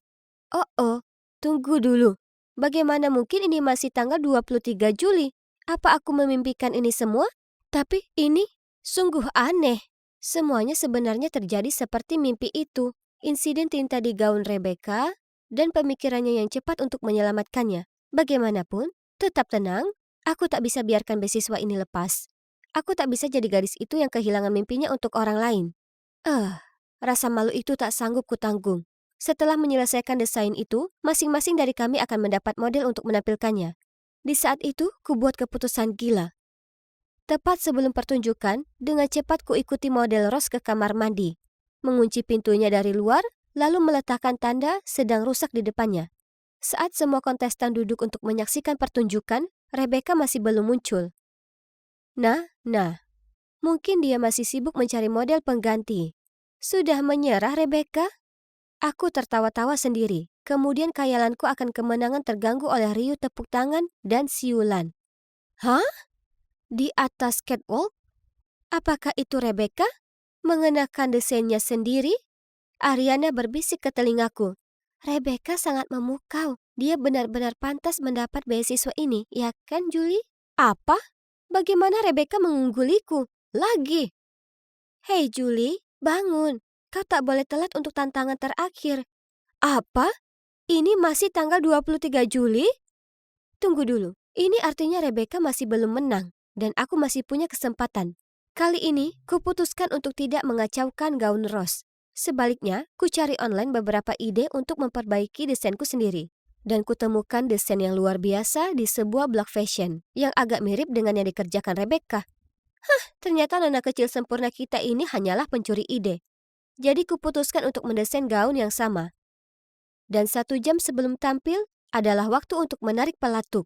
Aku melapor ke juri kalau Rebecca mencuri ideku dan mengklaim diriku sendiri sebagai pemilik blog itu. Tapi bukannya menunjukkan kepanikan, sebuah seringai muncul di wajah Rebecca saat dia menoleh padaku dan berkata, "Permainan berakhir, Julie." Lalu ia langsung menuju juri. Aku tak tahu apa yang dia katakan ke mereka, tapi mereka diskualifikasi aku setelahnya. Permisi? Aku tak bisa bernafas atau berpikir atau apapun. Aku menunjuk ke arah Rebecca dan berteriak, "Dia itu pencurinya! Ada yang salah di sini!" Kemudian Rebecca dengan tenang mendekatiku. "Usaha yang bagus, Julie, tapi trik kotormu itu tak akan bisa bodohi aku. Aku tahu kamu yang merusak proyek Catherine dan Ariana. Dan coba tebak siapa pemilik asli blog itu?" "Ya, aku." Aku menatapnya kaget. Saat dia lanjut membahas alasan sesungguhnya kenapa dia berhenti berteman denganku. Dia bilang itu semua karena kecemburuanku yang sudah mengubahku menjadi cewek yang jahat. "Julie, kau ini cantik dan berbakat. Kau perlu percaya pada kemampuanmu sendiri, bukannya malah menyabotase karya orang lain. Jangan jadi orang seperti itu." Aku terbangun, berkeringat. Kuraih ponselku dan ternyata masih tanggal 23 Juli. Kumohon bisakah hari ini berakhir saja? Tapi mungkin ini hal baik. Karena ini artinya aku punya kesempatan memperbaiki keadaan. Waktu makan siang tiba, dan aku tetap tinggal dan memperhatikan gaun sempurna Rebecca. Kulayangkan tanganku ke sebotol tinta, tapi kemudian kutinggalkan di tempatnya berada, menghela napas, lalu berjalan kembali ke gaunku sendiri. Jadi, apa yang terjadi? Nah, Rebecca masih menang. Tapi kalian tahu apa? Itu tak jadi soal. Sudah kuusahakan yang terbaik, aku tidak curang, dan ya, gaun Rebecca memang layak menang. Setelah kompetisi, kulihat beberapa cewek lainnya memberi selamat Rebecca. Jadi aku berjalan mendekat dan menepuknya di bahu dan memberinya senyuman tulus dan berkata, "Aku hanya ingin mengucapkan selamat, desainmu menakjubkan." "Terima kasih, Julie. Aku juga sangat suka gaunmu. Jahitanmu sangat teliti." "Oke, jadi aku tak menang, tapi aku belajar pelajaran berharga. Aku harus selalu memberi 100% pada setiap yang kulakukan. Bukannya membuang begitu banyak waktu dan energi berusaha mengacaukan keadaan bagi orang lain." Oh, dan mengenai perputaran waktu itu, kukaitkan itu karena tekanan kompetisi. Kurasa itu pasti membuatku merasa seolah aku terjebak di dunia mimpi, sampai aku menyadari kesalahan di dalam tindakanku. Akhirnya, sudah kutemukan kedamaian batin, dan akhirnya aku keluar dari mimpi itu. Harus kuakui, aku sempat terengah-engah saat bangun, dan itu akhirnya sudah tanggal 24 Juli.